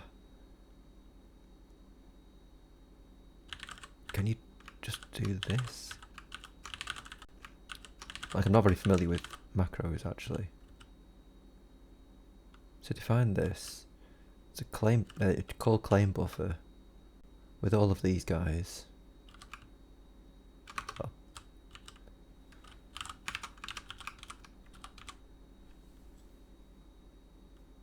So it's done that, but it's actually saying if this.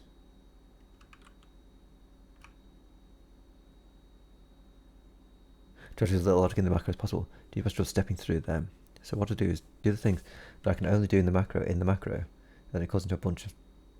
Ah, right. Ah, interesting. Okay.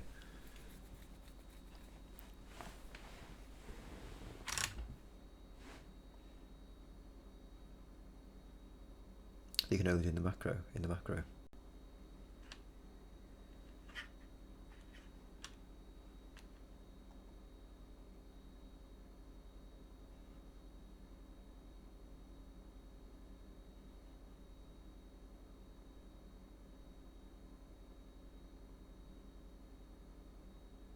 Ah, I see. So basically,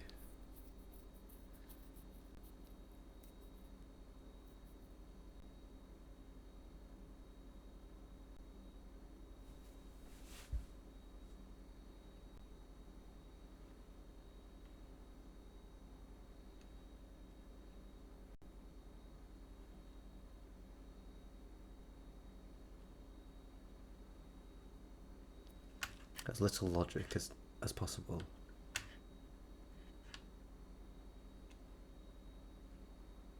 Claim buffer.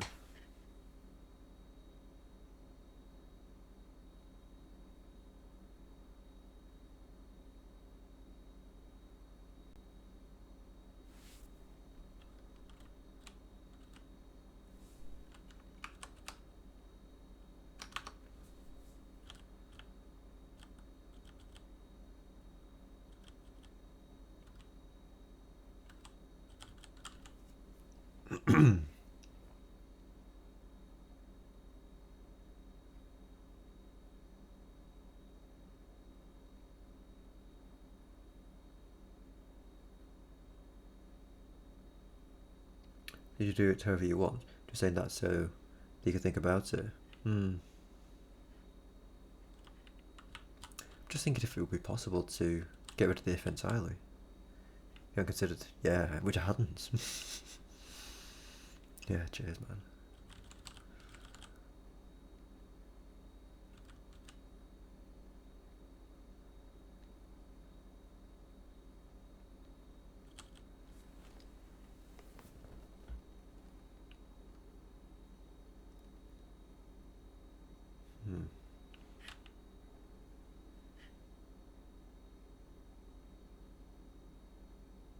Hang on a minute.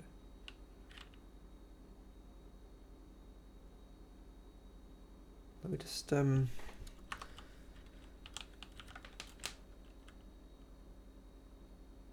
hang on a minute.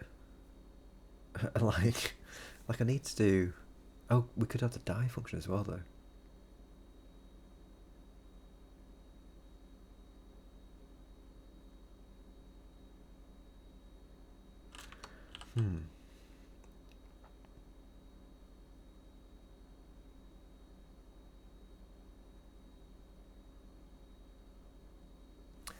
Let's just try this first.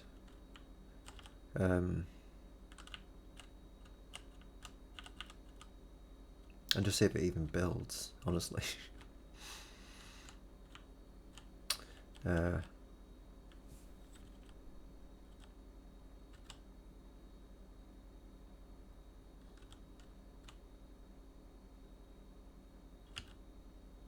let's just see if it does work at all.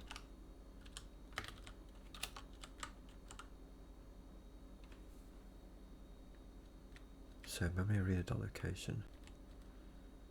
Pretty sure I've passed the memory arena to it.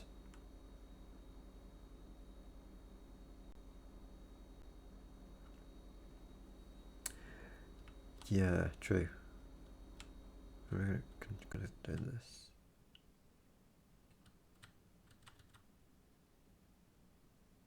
Oxford.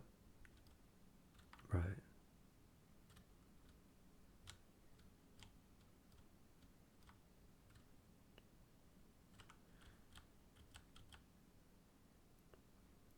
Be if this.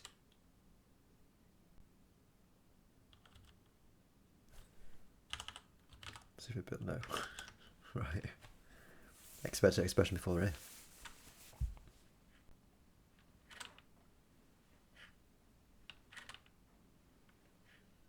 Is this the situation where I need to do the do while trick?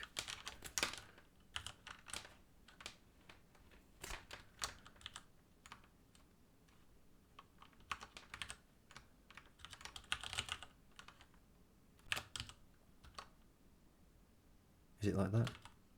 No. What is the problem here? Size of A.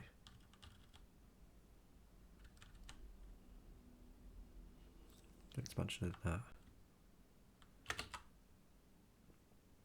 Expected expression before if. So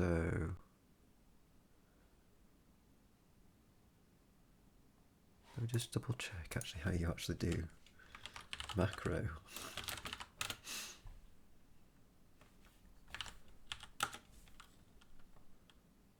So function like macros, I guess. There's also macro arguments. So yeah, you are supposed to separate them by commas. So they're putting a bracket.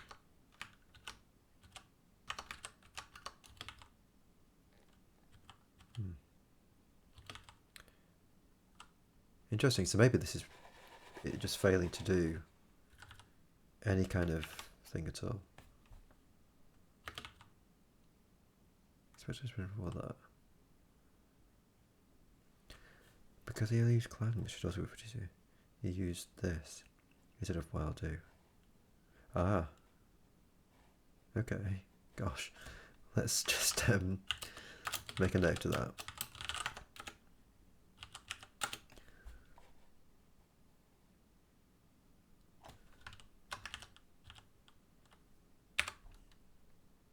Ah.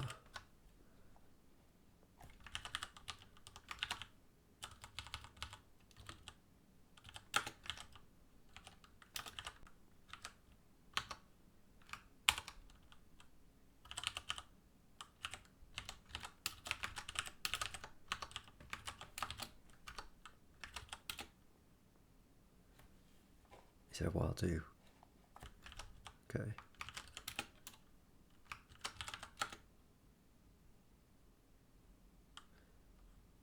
Yeah, so I don't think I do any while do's in this actually. I think I did that. That was in a different program that I did. That I tried to do that.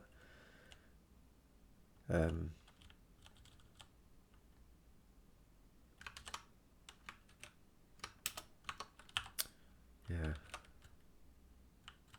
So I'm not exactly sure what the issue is here.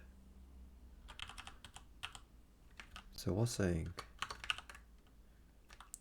this? I think it might be easier if I actually do multi-line stuff. So if this, then do this.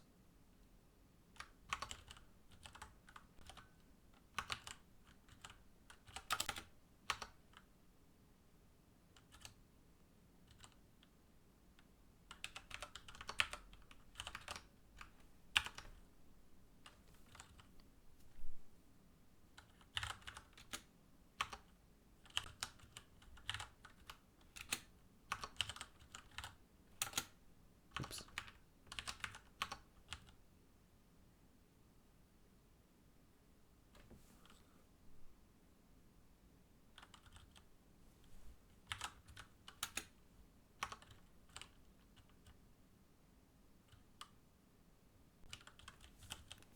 So if this,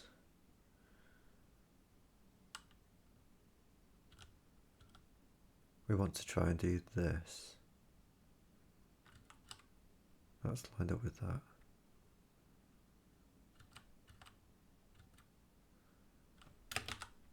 This should be no different, yeah. Size of A.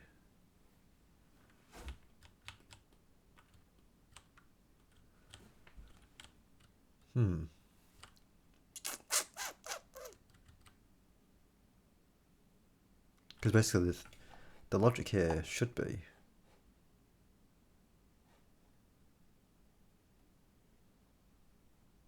if this returns anything other than 0,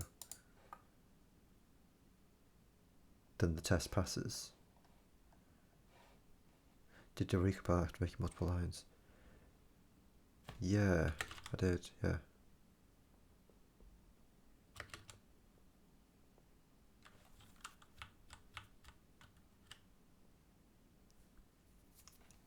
Expected expression before if.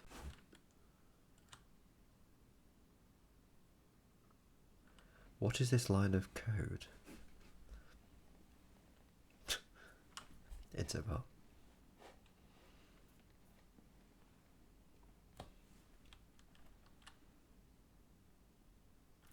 Let's just see if attribute that. Ah, right. Okay. So that is, where is this? Again, let's just see.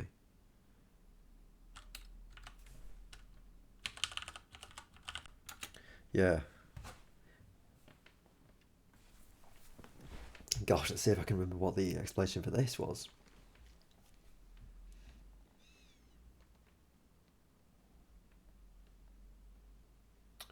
Printf 2, 3.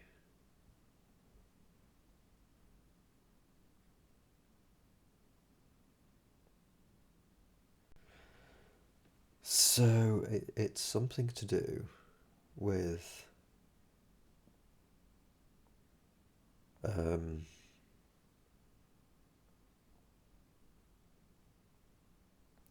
I think it's something to do with giving the variable arguments thing a clue as to the format that that printf should expect. Or sorry, that printf needs to take.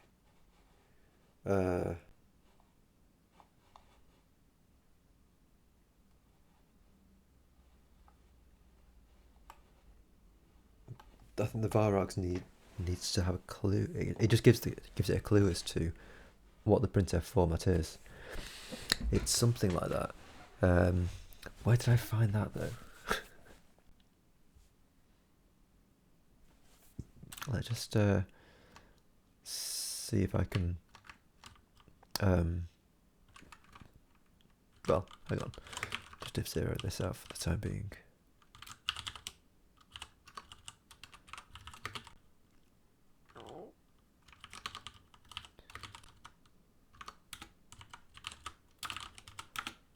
So if I just comment that out, so it does still build without that. So yeah, I think it's just it's just a hint to the varargs. I think.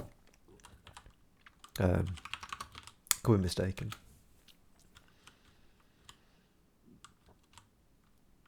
The issue is because claim is supposed to return. Oh right. Ah, right.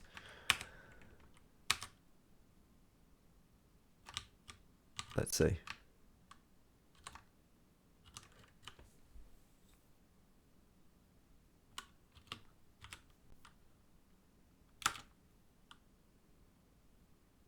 The claim buffer is supposed to return. Let's see.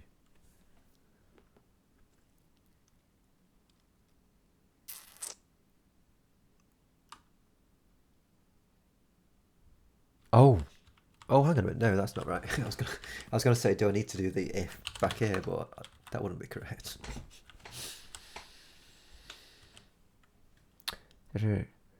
So they come back and treat it as printf so it can give warning on the varargs. Yeah, right. I don't know if you can see this in Swiss, but Careffa is saying the attribute, the underscore attribute printf stuff is so that the compiler can treat it as printf, so it can give warnings about the varargs and conversion tokens.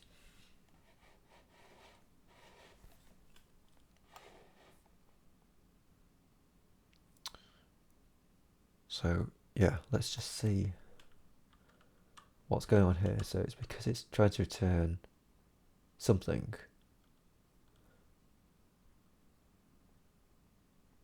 It's an identifier or that before if. So like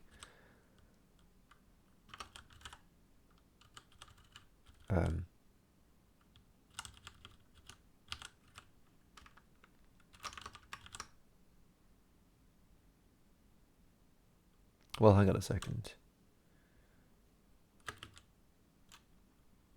Expect identifier or that before if.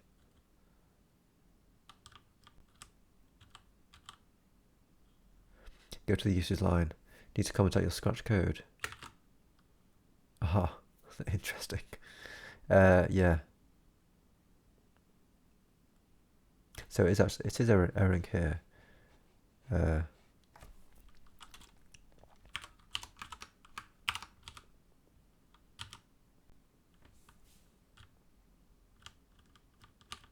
Oh, dude.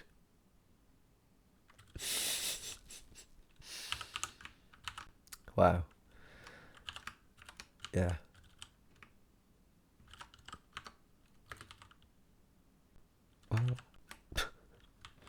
doesn't like it. So I think this is as it was. I think.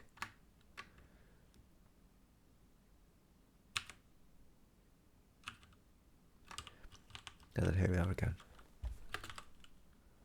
So it's still saying expected identifier or open brackets before if.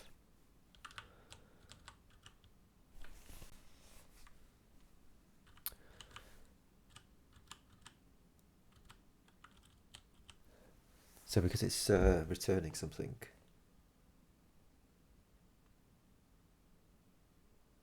So this is the this is my macro. This is the actual stuff that I want to be passing. So I want to call my macro like this. And I want that to turn into this stuff.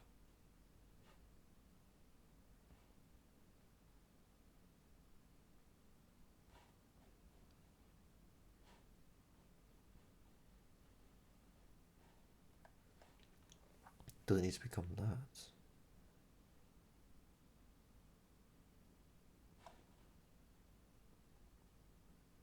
Oh, wow, when did that...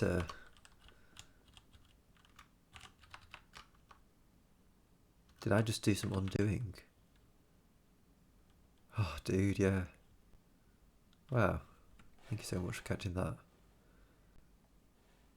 Attempt to free a non-heap object.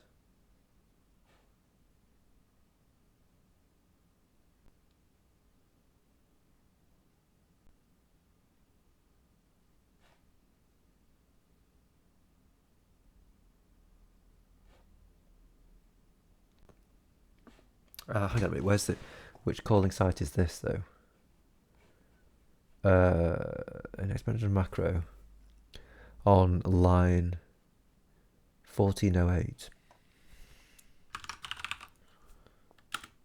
So that's here. Oh, okay, so it's here.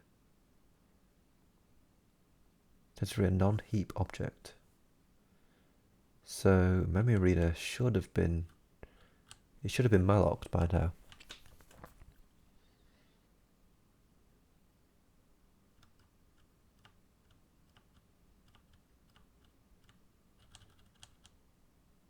Yeah. Oh, mind you, memory arena itself. We shouldn't be trying to free memory arena. Should be trying to free memory arena.location. Did a non-heap object memory arena. Let's just go back to the claim buffer. Surely it's not like this, is it? No.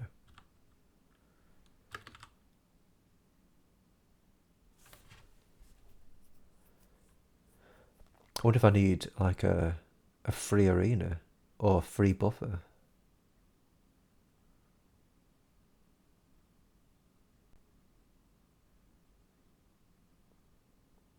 Let's just see if that would actually work.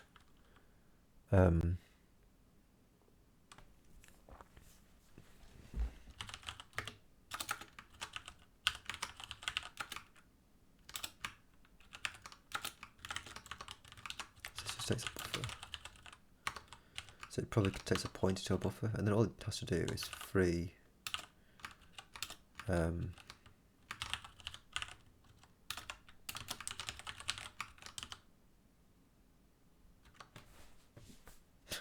I think it just needs to do that.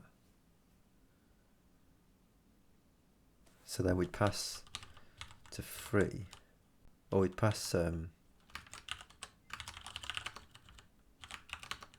actual memory arena.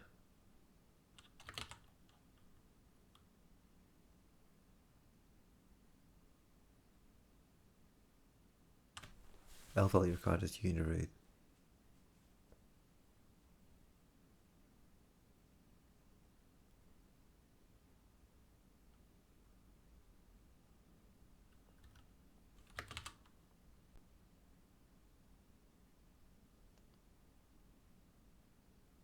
Okay.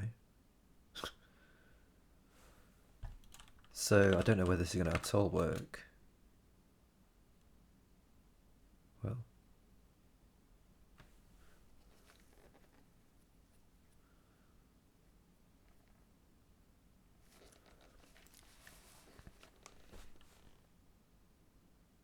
how can I force this to fail?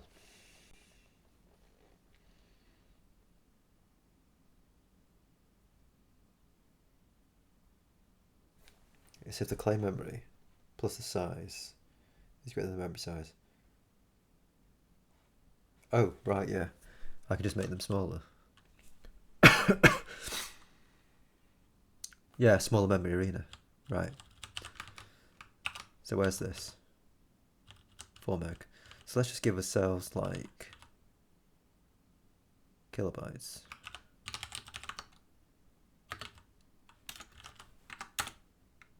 There we go. Wow.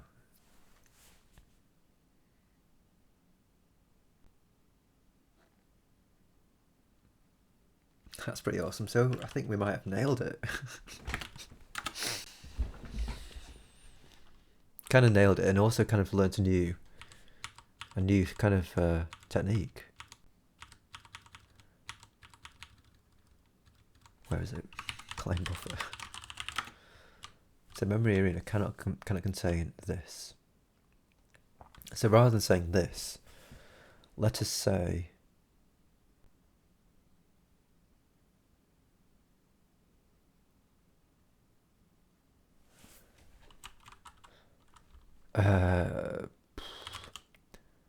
cannot contain the ID of size. It's going to be an LU, I'm not sure if it is, but let's see. It's going to be the buffer ID of size, well, size. Now what?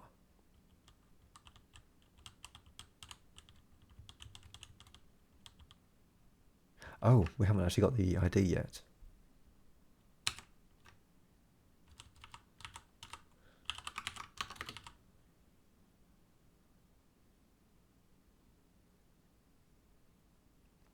Long onside int. Oh, it's type int. Okay, fine.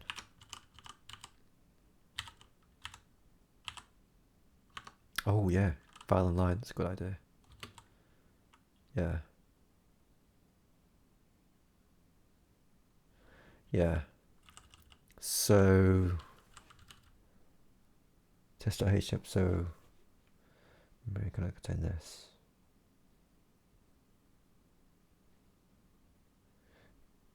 Yeah, I suppose it's not useful to know. It's not useful to know the file, I don't think. We really want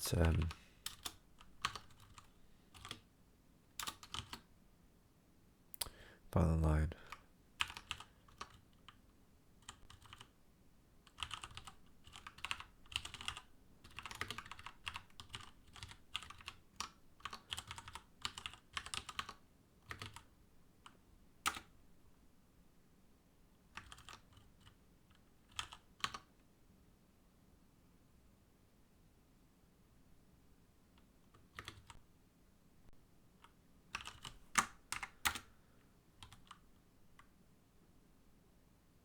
Wasn't this just failing a second ago?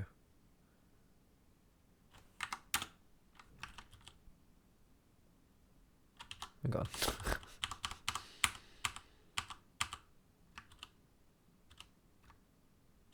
Can I contain this? Oh.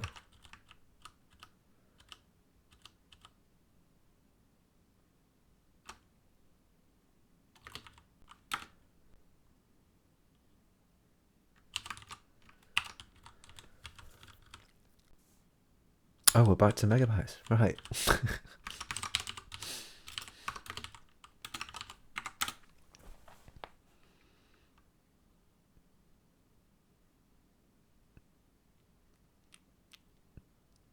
Right. That sounds okay.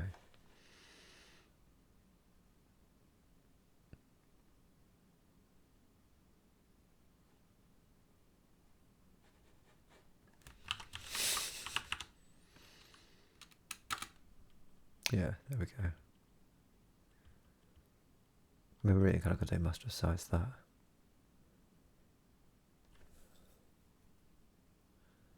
I think that's a reasonable message for now.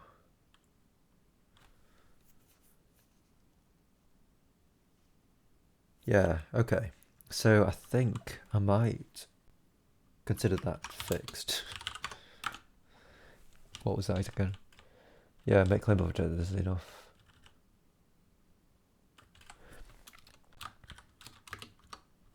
Let's go to the characters. So yeah, another thing that I would like to do, which I won't do now, but it's something that I'd like to do, probably next time actually, or well,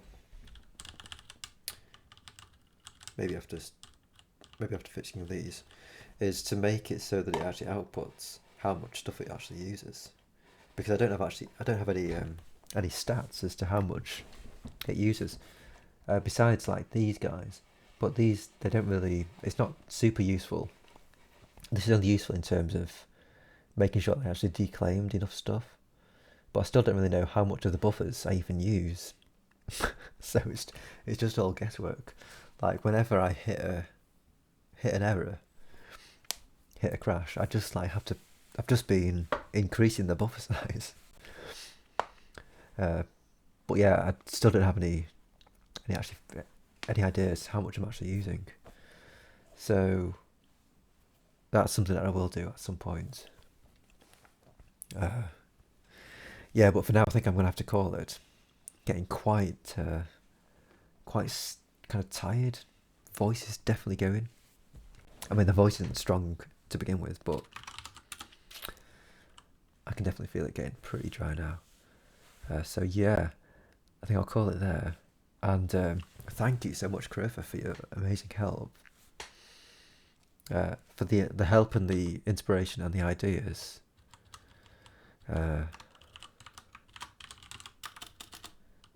Oh wow, okay. Gosh.